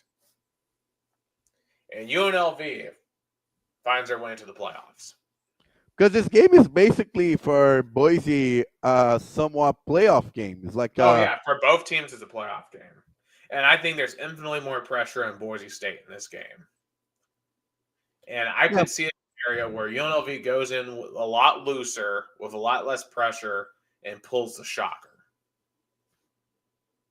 Yeah, because as you point out perfectly, they're waiting for this moment for almost 20 years because of how good of a season they had in the mid 2000s, and they were snubbed. Exactly. And they've always said they thought that team could have competed. They could have done it. And now they have literally a Heisman finalist, who's probably going to be the Heisman runner-up. I'll say this, though. In recent weeks, Boise State has looked vulnerable to me, like especially when they almost lost on the road to Wyoming. Seven feels off about Boise State.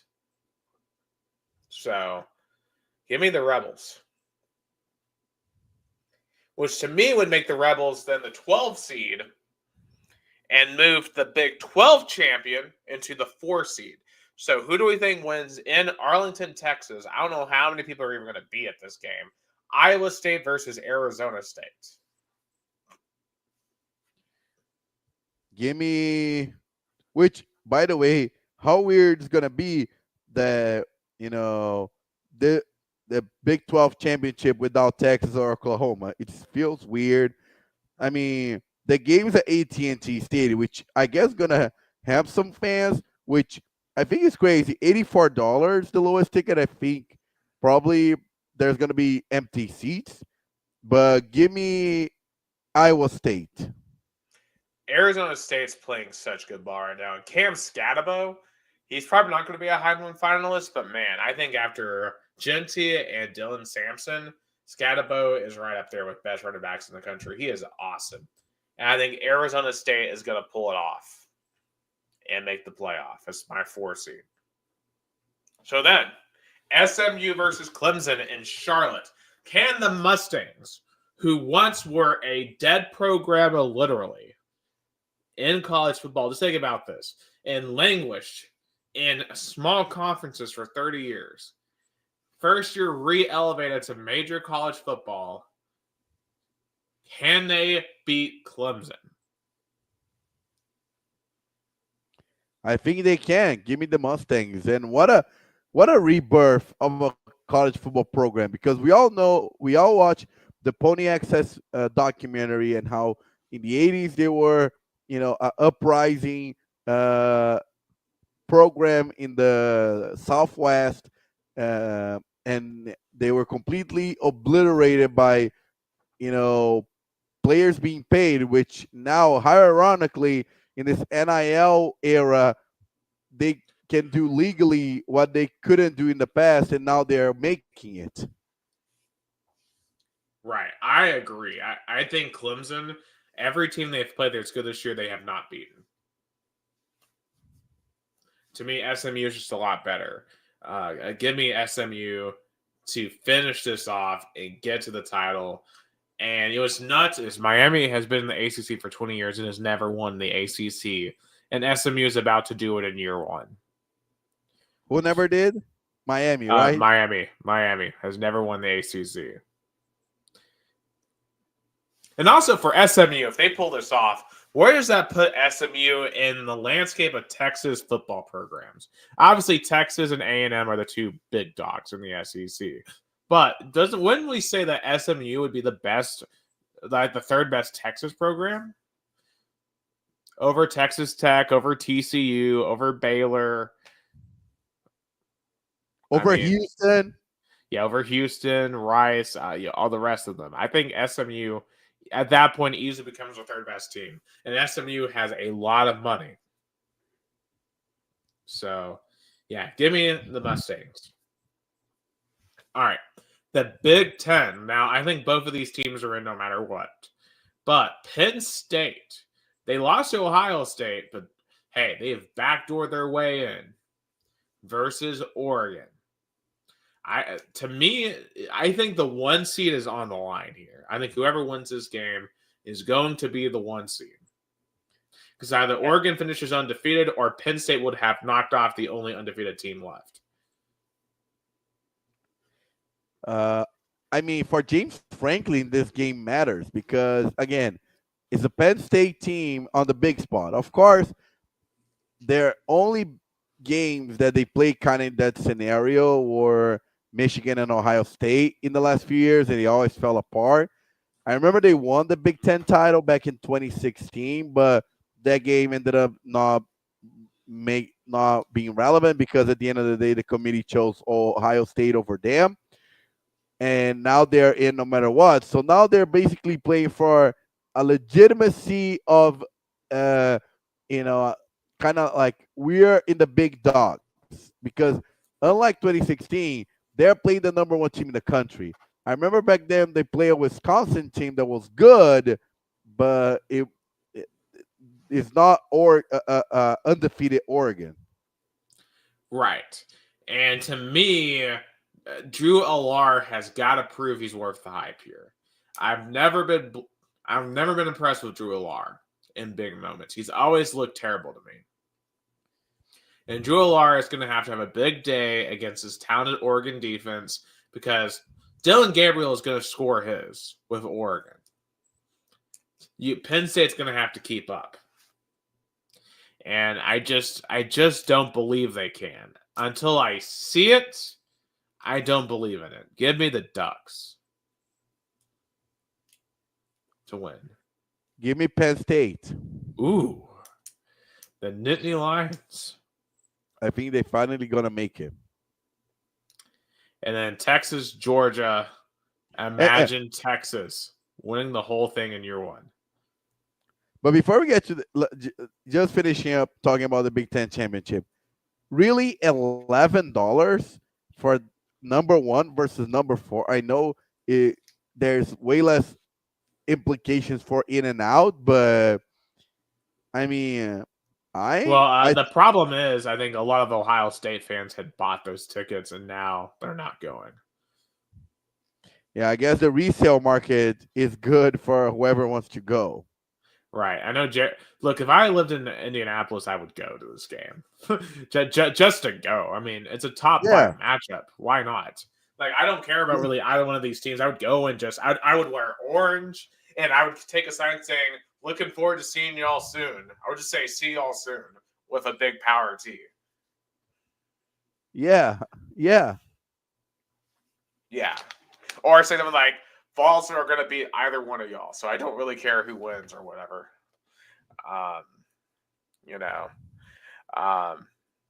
Yeah. Okay. The SEC. Texas, Georgia, rematch. Georgia won in Austin 30-15. Completely dominated that game. But Texas has a chance to win the SEC in year one. Can they do it? I think Georgia's going to win it again. Unfortunately, I want Texas to win, but I think at the end of the day, the Bulldog. I mean, I think that Georgia's gonna win it. I think Georgia's going to play a lot better this week than they did last week too. I just now Texas to me showed me something this past week that could lead to them winning. I think it's going to be a great game. I think they have the lines of scrimmage to beat Georgia. I just think Georgia has the mettle to win it right here. So give me the Dogs. All right, so let's kind of now play what do we think the rankings are gonna look like. So I'm going to pull up this down here. So, all right. I'll show you what my 12-team CFP looks like. So, with the champions that we have picked, I picked Oregon. So I think they're the Big Ten. I think they'll be the number 1 overall. I think Georgia would be number 2. SMU would be number 3. Then Arizona State would be number 4 because of the UNLV result. So then it becomes what happens the rest of the way. So I think at this point you would have Notre Dame at 5 as a 1-loss team. Then I think Texas gets the 6th seed. I think Tech should be ahead of Notre Dame if you really think about it. Texas should. In fact, I think Texas. Well, I don't know. Do we think the committee it will keep Texas ahead of Notre Dame? They should. I agree. Well, but then again, Texas is 11-2. Their best one is at Texas A&M or at Michigan. And neither one of those teams are going to be ranked at the end of this season. Notre Dame's best one is Louisville, who might be ranked. But Notre Dame also lost to Northern Illinois. Yeah. Yeah. Okay, so let's say Texas is ahead of Notre Dame.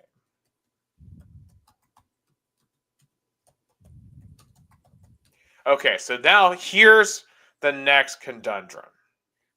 How do we rank Penn State, Ohio State, and Tennessee? Because you're going to have 10-2 Penn State, or you have 11-2 Penn State, 10-2 Ohio State, and 10-2 Tennessee. I would put Penn State, Tennessee, Ohio State. Okay. And see, and the problem here that I have is when I look at this, Ohio State has wins over Penn State and Indiana. Tennessee has a win over Alabama, who may or may not be in this field. And so let's compare the worst losses. Is it worse to have lost at Arkansas or at home versus Michigan?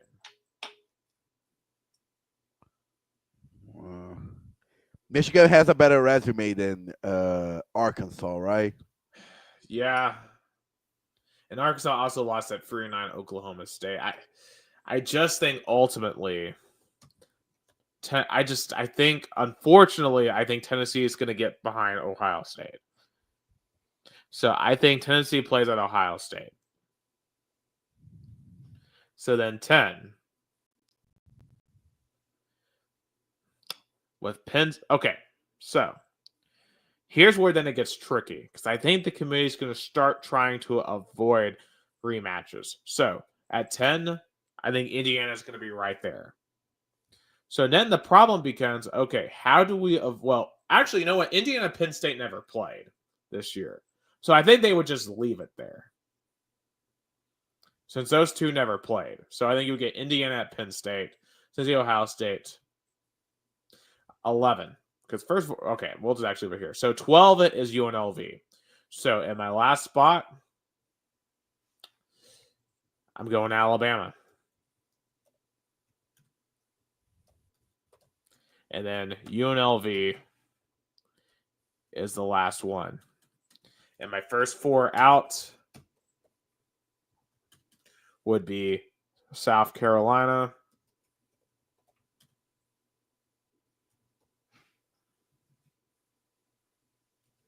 Ole Miss, Miami, and well, I don't even know if there's a fourth one I would even have after that.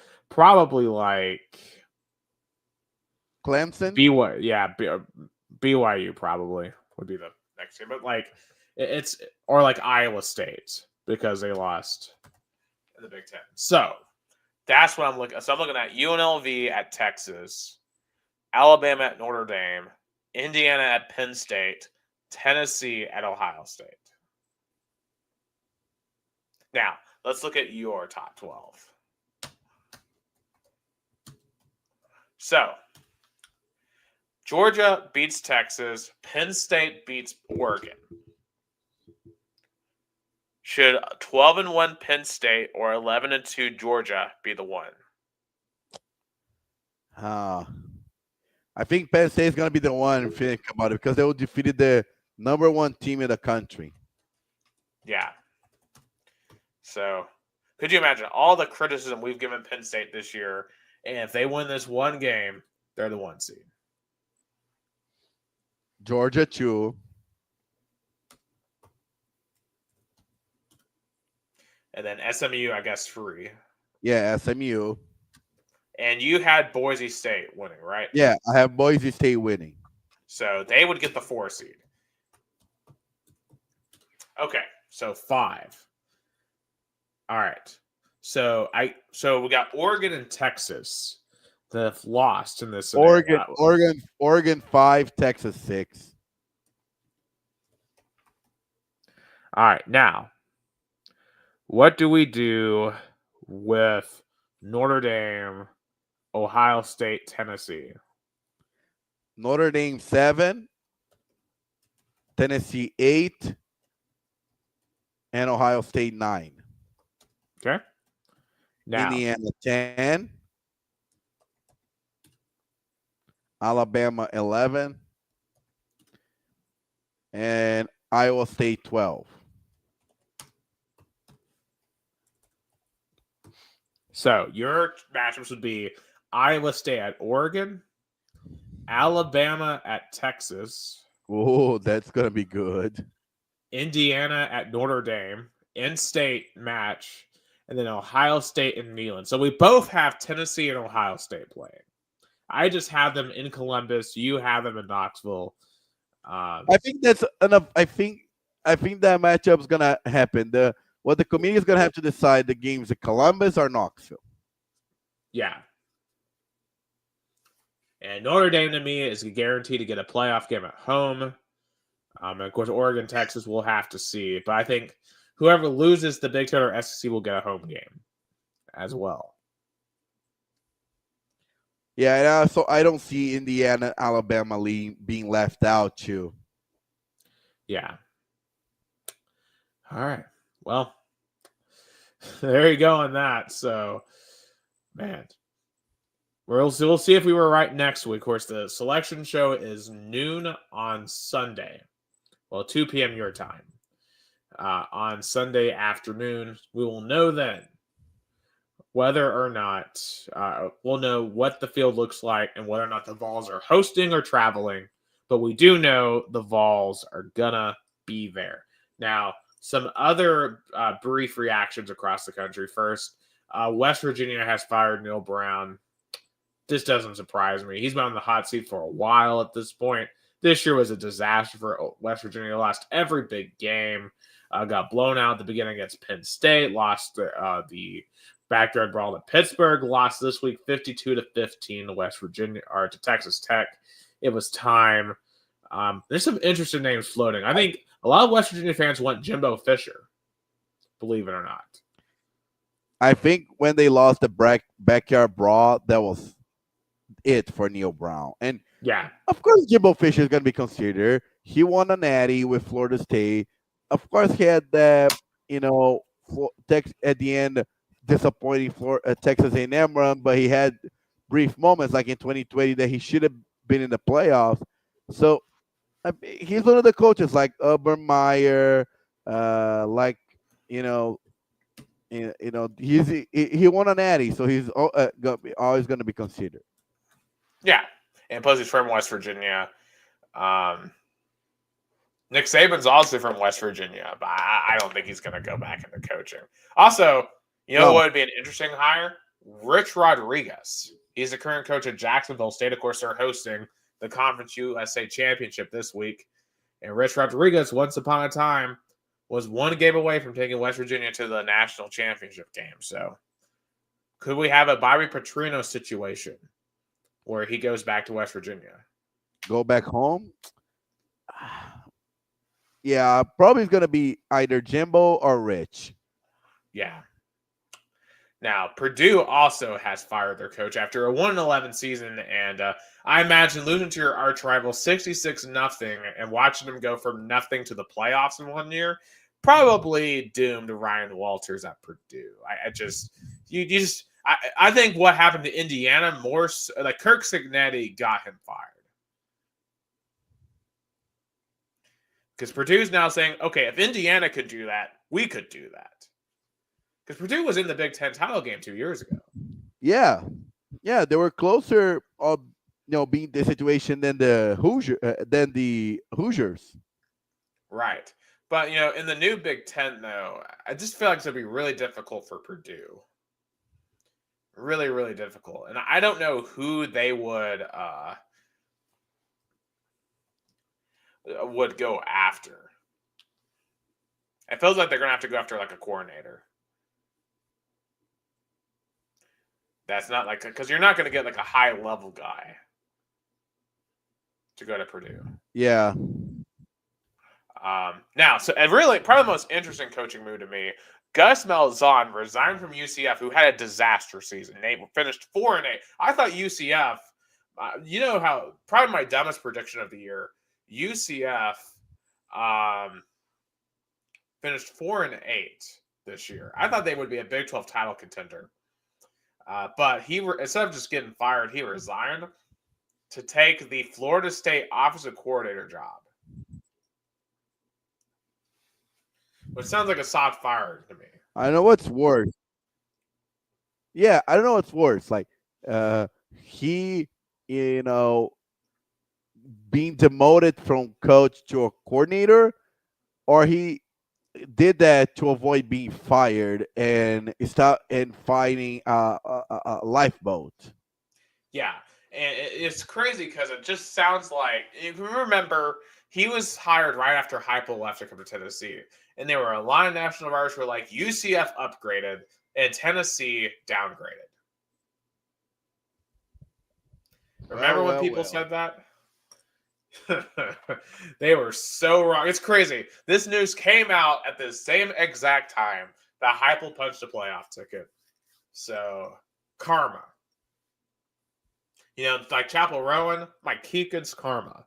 So, take it. And then also, do we have to ask this? Can Gus Malzahn save Mike Norvell? I just find it hard to believe. He's going to save Mike Norvell. It's the same situation, a little bit like Bobby Petrino being the OC. Yeah. Trying to save Arkansas. Yeah, and then last year trying to save Jimbo Fisher at Texas A&M. It's exactly what Gus Malzahn's trying to do. I just don't think it's going to work. Now, what I think could work is Oklahoma. They hired a new OC in their own right, and his name is Ben Archibald. He is 29 years old, was the OC at Washington State this year, and it sounds like their quarterback, John Mateer, who put up big numbers at Washington State, will probably transfer to go to Oklahoma, which, doesn't surprise me. They're going to be looking to replace Jackson Arnold after a disappointing year. This is an interesting one, and something, because we're going to play Oklahoma in Knoxville next year, something I'm going to be kind of keeping a close eye on. Yeah, Brent Venables needed to, change that side of the ball. Definitely. Yeah, because that let him down a lot this year. And they lost again big this week to LSU. All right. So, real quick, just want to briefly touch on college basketball. huge week of holiday hoops last week in across the country. And to me, I think the one team I really want to shout out is Louisville, the Cardinals. They made it all the way to the championship of the Battle for Atlantis. And shout out to Jason Wyrick's Louisville Cardinals. I mean, they look so much better this year. Eventually, they blew out Indiana by 30 on Wednesday. Just it's great to see them back. Yeah, from what they endure, in the previous years, definitely they're getting back on track. I'm disappointed in Arkansas. I think, not being ranked under new coach and the pedigree of they were with under what's his name? Oh my god, I forgot. John Calipari. John Calipari. I was expecting him more. Right. Yeah, well, it doesn't surprise me. I mean, if he couldn't get it done at Kentucky, what made people think he was going to get it done at Arkansas? Yeah, that's fair. Right. Now, you did allude to those rankings, and what's interesting if you take a look at those rankings is there a certain team that's pretty high, pretty high up. Maybe the Orange. It's not just that our football team's going to the playoffs. We have the number 3 basketball team now. And if you look at the net rankings, which is basically the new RPI, you know who's number 1, Gus? The Vols are number 1. I know I'm not going to be repetitive, but think about this. 10 years ago, Tennessee was really far away from being in the postseason, both football and basketball. And look now. Yeah, and we just casually are national champions in baseball now too, on the side. Not that Tony Vitello is on anyone's side. Tony Vitello is an alpha, but it isn't too soon though for the basketball. Like, look, we've seen this before where we start off really hot and we don't get it done in March. Although last year's team got pretty close. I will say this though, I think this team is just built to last. I think this is the team that's going to be hanging around all year. I think this could be the team that gets the first seed, first number 1 seed in school history. And yes, this could be the team that gets Tennessee to the Final Four. I'm going to say that right now. I believe that it could be. Can we pull up a 2006 Gators? Could you imagine? If we could do that, the football and basketball, and then we got baseball already. That was already accomplished too. Just unreal. Now, tomorrow, Syracuse. Syracuse is not the team that they've been in the past, but still it's a big name for the ACC SEC Challenge. Tennessee is a 20-point favorite, which is insane. Tickets are only $5. Man, I wish I could get up there, but I'm not going to be able to get up there because I got to work tomorrow. Yeah, and Syracuse, I know they're not the Syracuse of 20 years ago, but they're still a little bit of a blue blood-ish in college basketball, let's say. Right. Next 3 games, Tennessee has Syracuse, Miami, and at Illinois. Illinois, by far, is the hardest of those 3 games on the road. So, some challenges coming up before SEC play, but I feel good about where the basketballs are at. Also, Lady Vols this week have some big challenges. They're 5-0, but they play Florida State and Iowa this week. So those are their first 2 really big games. So I'm excited to see what Kim Caldwell and her Lady Vols can do this week and to see how that high octane style translates in bigger college basketball. Yeah, I mean, she's starting her tenure, so definitely a good true test for Kim. I just wish this was last year's Iowa. I would like to see it against Caitlin Clark and Kate Martin because that would have been crazy. Caitlin Clark would have lit the Tennessee up. Let's just be honest, but she lit everyone up. So outside of South Carolina, I guess. But anyway, some NFL reactions real quick because this was a crazy week in the NFL. Right now, at halftime, the Broncos lead the Browns 21-17. And what's been a really entertaining first half in Denver. But I think the story of the week, Matt Eberflus getting fired because of the disaster that ending in front of everyone. Like, think about this. It's Thanksgiving Day, Gus. Everyone in America is watching the Lions game because it's Thanksgiving. It's what you do in America. You watch football. And we all watched Matt Eberflus forget he had a timeout. And they lose 23-20 when they could have easily sent it to overtime. And he got fired the day after. It was the worst finish I've ever seen in football. Yeah, he deserved to be fired. No doubt about it. Yeah, and the fact it was crazy, too, is the Bears let him do a press conference on Friday morning, and then they fired him. It just seems like like, Gus, like, would you ever let a coach do a press conference the morning of when you knew they were about to get fired? As a PR guy, I try to understand the logic behind it. Because first, you have to get, at least from my perspective, when I work at Rio Branco, I have to get authorization from the general manager and the CEO, the owner, to like, hey, can I do a press conference with the coach, especially not on game day, a day after. And then you have to talk to the coach about it, because if the coach doesn't feel that he wants to do it, you cannot force him to do. So you don't want to create a conflict that he will be mad at you and be going to your, GM or whatever runs, the football operations down in Chicago and be like, hey, I don't want to do a press conference. Why the PR guys force me to do? That's why because like when the press conference happens, it's not like the coach suddenly wakes up and like, I want to talk to the media. There's a lot of decisions behind him, as I know for a fact. Right. I think it's just another sign of how badly run the Bears are. They've always been a terrible organization. There's a reason why they always lose. But did Eberflus did a press conference after the game? Yeah, he did one right after the game. And he said, quote, gosh, you're going to have to hear this quote because this was awful. Right after on Thursday, he basically said that he thought they handled the situation well. Yeah, of course he's not gonna, talk bad about himself in a press conference. He doesn't want to give more reason for him to get fired. He was trying to defend his job there because he knew when he left Ford Field, he was fired. Like, because he got fired for all the that he had. Right. I'm pulling up the exact season. I mean, the Bears are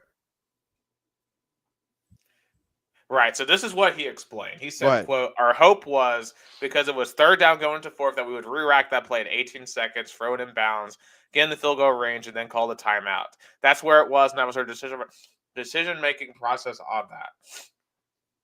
Again, we were outside the field goal range, so we need to get a few more yards in there as close as we can, then we were going to call a timeout. And that's why we held that last timeout. I like what we did there. Again, it's under 12 seconds there. You're going to call a timeout there. You don't have an option. To me, I think we handled it the right way. I do believe you re-rack the play, get a bounce, and then call a timeout. That's how we held it, and we didn't work the way we wanted to. That doesn't even make any sense. And now that I'm thinking about the way he explained, then you start wondering, did Caleb Williams intentionally sabotage that last play to get him fired? Well, funny you ask, because there's another quote in here from Caleb Williams who said, I ended up changing the play because with the play we had, 13 seconds, any play you have with 13 seconds left with no time, well, we had a timeout, but with that situation, 13 seconds to make a call and try to get a stop and take a shot. What? You had a timeout?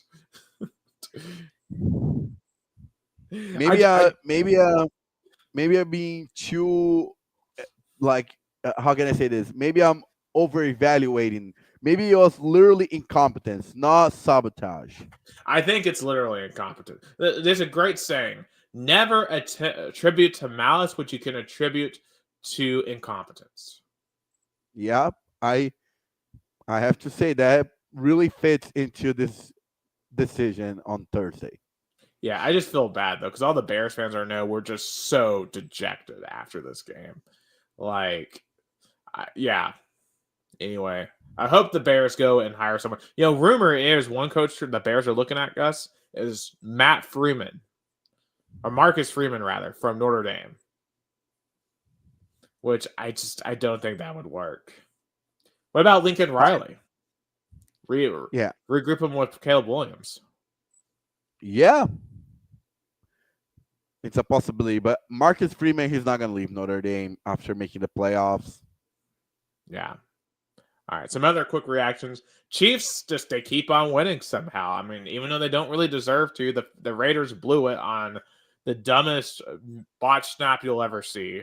The Chiefs come on one of their, to me, they're like the Eagles last year. The shoe's going to drop on this team. This team is not going to repeat.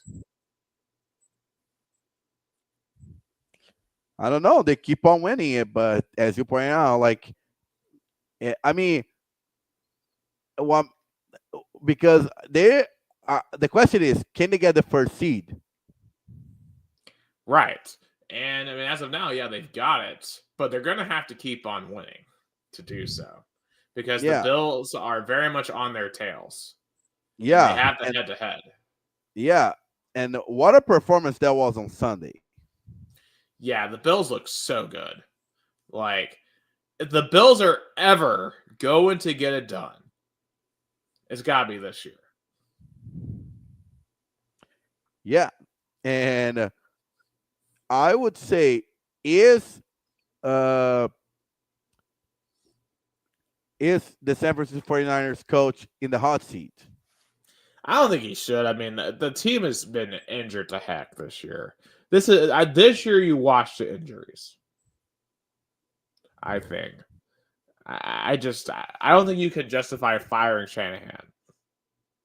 I have my problems with Shanahan, but you can't fire him after this year. It'd be a dumb decision. Yeah, I guess he's gonna have to make the playoffs next year, or else he's gone. Maybe we'll see. We'll see. I think he's earned a little bit of grace, I would think. I mean, for much less, Jim Harbaugh was fired. Right, and then we saw what happened to San Francisco for years after that decision. We'll see if they've learned not to make such a hate. Sometimes you just got to eat a bad year. I mean, it's just the case. Sometimes you just have to eat a bad year. And when you have injuries like this, you have to eat the bad year. Yeah, I guess. Because I wish with Christian McCaffrey getting injured again, that's your best weapon. I mean, there's really nothing you can do. They've been cursed. I mean, literally, their number one draft pick, their first round draft pick, got shot before the season started. So, I mean, it's just been a series of bad lucks for the 49ers.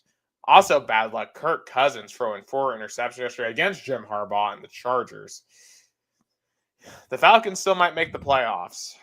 I mean, they probably still are, but, well, I don't know. They're tied with the Buccaneers. But, man, the Falcons, I feel like, are letting a very, very winnable division slip away. But, I mean, I've been telling the Chargers getting better every week.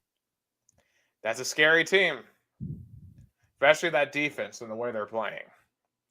Also, I don't know if you saw Trevor Lawrence getting just rocked yesterday by Azeez Al-Shaair in the Texas Jags game, but Al-Shaair should be suspended for a while. That was an intentional dirty hit. Yeah, and the players, the Jag players, they wanted to get him because they were mad. Yeah, as they should. I mean, that's at least a good sign if I'm a Jags fan, that the rest of the team was willing to defend their quarterback. That's good. That shows there's as bad as their season has been, they still have culture, so that's good. Hopefully Trevor Lawrence will be okay. Now, I think the other big impressive result of the weekend, the Eagles beating the Ravens on the road and doing it in convincing fashion. I think Saquon Barkley should be the MVP right now. He has been unbelievable. Yeah, I don't see why not. I don't see anyone better. Even Patrick Mahomes, he's not been playing at MVP calibers this season. Right. You know who really should, but it's not a good team? It's Joe Burrow. Joe Burrow has 30 touchdowns this year, but his team is 4-8. because they have no defense. Yeah, that's why Zach Taylor. I don't know if me. I don't know. I think he's getting fired. They need to completely rebuild that defense because they're wasting prime Joe Burrow right now, and it's sad to watch. Very much so. Also, my Titans got boat raced. I got home from church yesterday. It was 14-0 by the time I got home. So just goes to show just how bad that was. But hey, what are you gonna do? It's not a good team. Anyway, week 14. Of course, Browns and Broncos are playing. So Thursday night, what a game we've got. This might be the best Thursday night game I've ever seen. The 9-3 Green Bay Packers at the 11-1 Detroit Lions. Who gets this one done? Give me the Lions. Even though they are in a shorter week, they play at home, and I mean, if they win, they get the decision. But they get the division. But if they lose, give me the Packers. It's one on the road. I mean, that happened. Remember that Thursday Night Football, Aaron Rodgers miracle Hail Mary? Right. Man, look at this game. I'm probably going to go see Wicked instead. 2-10 Jacksonville, 3-9 Tennessee. Jesus Christ. I mean, tickets are going for what? $2? $14? You couldn't pay me to go to this game. I'm sorry. $14 is too expensive. I think the Titans win. I'll give them that. I think the Titans win. Yeah, give me Tennessee. Okay. 3-9 Jets at the 5-7 Dolphins. It's so over for Aaron Rodgers. It's over. Yeah. He's probably going to go to he's probably going to go somewhere else. Give me the Jets. I'm going to go Dolphins. Dolphins are playing a lot better. I know they lost, but still, give me the Dolphins. All right. The Falcons teetering right now, going to the Vikings. Give me Minnesota, despite and it's so funny how the Vikings supposed to be in a rebuilding year and they're competing for the division. The NFC North is crazy. Yeah, the Vikings to me are going to be an early exit in the playoffs. I'm not that impressed with them, but they win here. All right. Another tank bowl, Saints and Giants. Oh, Jesus. Like another game that, $28. Jesus Christ. You can do way better things in New York for that amount of money. Give me New Orleans Saints. Yeah, I'll get the Saints too. The Giants, their quarterbacks, the Giants aren't winning another game this year. With Drew Lock, a quarterback. All right. The Panthers, who should have beaten Tampa, but let it slip away. The Carolina Panthers, they had won, would be 2 games out of the division if they had won. Now they got to go to 10-2 Philadelphia. Give me Eagles. Yeah, Eagles by a lot. All right. Browns at Steelers. Give me the Pittsburgh. The Steelers for me is a comeback team of the year. And Mike Tomlin made it work with Russell Wilson. He just proved that Russell Wilson, when he has a tough defensive coach, always works. Yeah, he threw for 414 yards, which is awesome. Give me the Steelers. All right, the Pirate Bowl between the Raiders and the Buccaneers. Give me Bucks. Yep, Buccaneers. All right, big NFC West game. Seahawks at Cardinals. Give me Seattle. Yeah, I agree. Give me Seattle. Kind of a big game here. Bills at Rams. Rams back in the NFC West picture. Give me Buffalo. I agree. Give me Buffalo. All right, Bears at 49ers. 49ers. I'm going to go Bears. I think the Bears with a new coach show that they're a pretty good team. All right, big one on Sunday Night Football. This is a good Sunday night game right here. Chargers at Chiefs. Give me Chargers. I think they can go on the road and beat the Chiefs. I agree. Give me the Chargers as well. And then Monday night, That not such a great match. Well, on paper, when they chose this, it was a good matchup. Unfortunately, it just hasn't quite worked out. Bengals and Cowboys. Give me Bengals. I mean, the Cowboys still at this part of the season have not won a home game. No, but they won last week. They beat the Giants Oh, that's true. So they won only one home game. against the Giants. So does it really count? When No. Oregon beat the Giants. I'm just kidding. They wouldn't, but oh man. But yeah, give me the Bengals to win that one. All right, and one more quick pick, soccer-wise. We're going to transition to the Brazil. The MLS Cup is this weekend. The LA Galaxy and Red Bull New York have advanced. Who wins the cup? First, before I make my pick, if the New York Red Bulls win, does this count for New York winning a title, or is a New Jersey title? Because they play like the Jets and the Giants. They don't play in New York. They play in New Jersey. Well, I mean, And NYC FC feels much more like New York's team, though. yeah, but give me LA Galaxy. It's good to have those historical brands getting back, like the Galaxies. Give me LA. Yeah, I'm going to take LA too. They just been the more consistent team throughout the year. All right, let's talk about some Botafogo, what they were able to do down in Argentina over the weekend.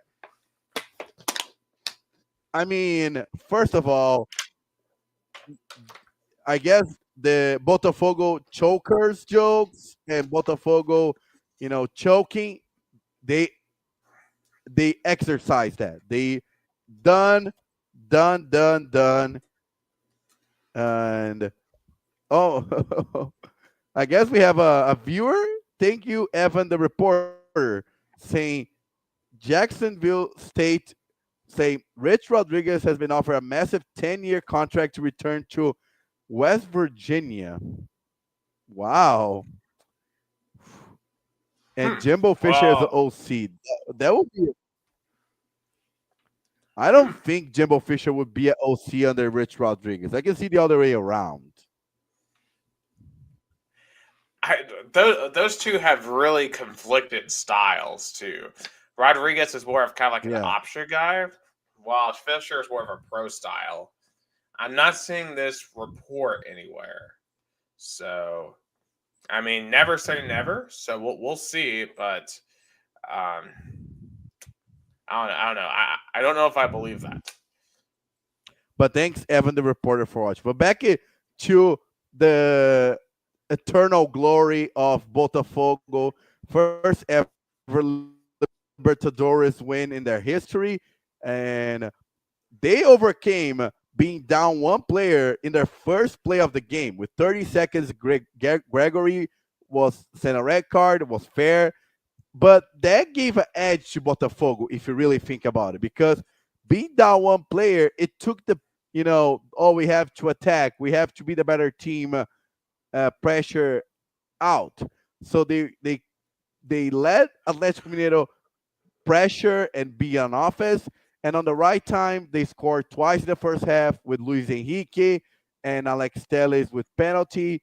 The second half, Atlético Mineiro came back, scored real quick, but they missed so many opportunities that you just can't miss in a big game, in a final. And on the last play of the game, Botafogo scored to seal the deal, win their first ever Libertadores. Congratulations to the owner, American owner, John Textor, winning a big title in South America. So that kind of counts as an American glory.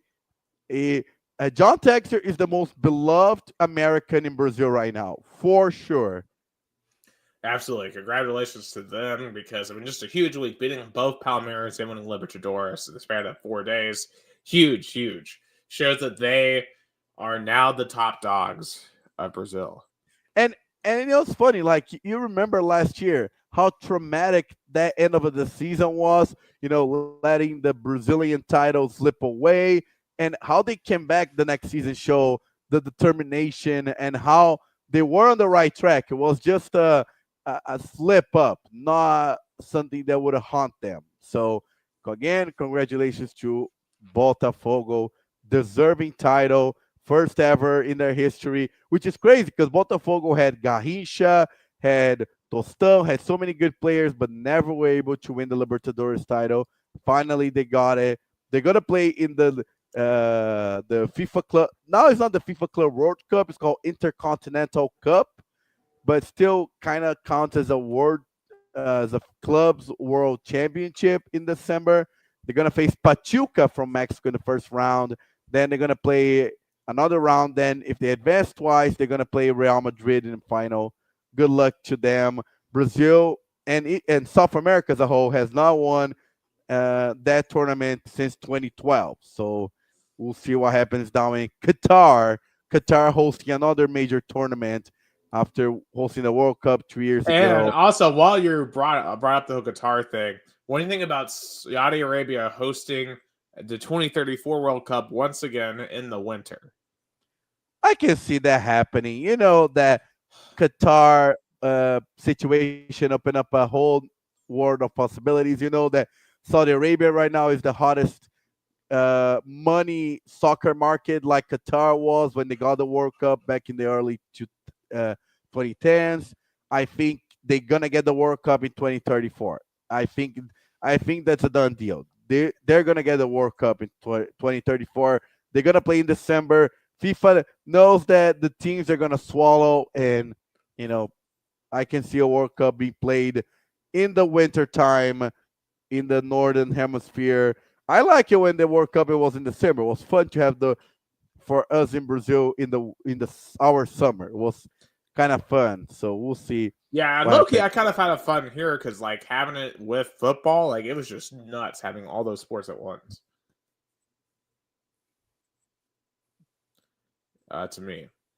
Yeah, I remember how for our podcast was amazing. Oh, I remember absolutely. for our podcast was amazing. So, and last but Absolutely. not least, the Brazilian Championship. Uh, Brazilian Championship week 37, the second to last week, starts tomorrow with a big matchup to get a spot in the next Libertadores. Corinthians at home playing Bahia. Corinthians have not lost a game in 2 months, almost 2.5 months, and they won big on Saturday against Criciúma, which is crazy. They were, in the brink of relegation, but they come back and now I have a chance to be in the top 8 and go to Libertadores. Today, there was supposed to be a voting for an impeachment process of Corinthians president Augusto, the Corinthians president, but a judge blocked off that voting, so it's still up still up in the air if Corinthians president Augusto Melo is going to stay in his job or not. We'll see what happens. I mean, Brazilian soccer politics are just as crazy as American politics. Brazilian soccer is just, impeachment process and a whole things happen on the backstage. And on Wednesday, we're gonna see if Botafogo is gonna win another title or not. They play Internacional, which had a little bit of a chance on the Brazilian Championship, but they lost on Sunday to Flamengo, so they're completely out. They're in Libertadores no matter what, and they are not competing for a title. So their season is done. Uh, and Palmeiras playing Cruzeiro, which is still fighting to get a Libertadores spot. And this game might be held without fans because the uh, the Brazilian Confederation and other government organizations are advocating that because of a situation that happened a couple of months ago between the hooligans, Palmeiras and Cruzeiro hooligans and death, they feared there might be retaliation and there might fear be violence. So there's a big chance of this game happening without fans, which is ridiculous. I think it just shows how the police department and justice department in Brazil is still miles away of defeating the violence in soccer, unfortunately. Hey, Dabble Sweeney's asking how he can get that for his games. Yeah. Ask Double Sweeney to come to Brazil, and you'll see what we have to, deal with. Literally danger in soccer games. Yeah. Yeah. Flag planting, though, is dangerous, Gus. Yeah. Oh, man. Yeah. But, Yeah. I mean, point, I guess we could say Botafogo has a title. I guess this week Oh they could have yeah, fit. oh yeah. I don't see Botafogo, because okay, I mean, they might there's a chance they might tie or lose on the road to Internacional, which has a good team, and Palmeiras win. Okay, but next week Palmeiras play Fluminense, a team that can't lose because they're in a relegation battle, and Botafogo plays Sao Paulo, which is a Palmeiras rival that already is in Libertadores and has wants nothing to do with this, nothing to do with this game whatsoever. So it's a guarantee win for Botafogo on the last week. It's a guarantee win. So the question is, Palmeiras is going to face a Fluminense that will need a win, or Fluminense would avoid relegation and also will give a guarantee win for Palmeiras to avoid Botafogo win a title? That's the question we're going to figure out tomorrow with the on Wednesday with the week 37 of Brazilian Championship, and we'll see who's going to be the champion, who's going to go to Libertadores, Sul-Americana, and who's going to get the two last spots of the relegation zone. We'll see what's going to be the outcome, the end of the Brazilian Championship. Absolutely. What a season. What an exciting finish. And Botafogo about to realize their dreams. But that is all the time that we have for Two Country America's All Sports, the greatest time of year heading to the end. We're in the last month of 2024. Christmas is 23 days away, and we are less than a month away from 2025. But we keep on rolling here because for Gus down in Americana, Sao Paulo, Brazil, and for myself here in Chattanooga, Tennessee, United States, we're going to keep on rolling because we have a college football team in the playoffs. He has a championship with Rio Bronco from this year. We have a championship with the baseball team. We're just winning because this is the most winningest podcast in sports, baby. We are the only Brazilian and American sports podcast. Two countries, two Americas, all sports. Keep on watching. Thanks for watching. We love you guys. Have a good one.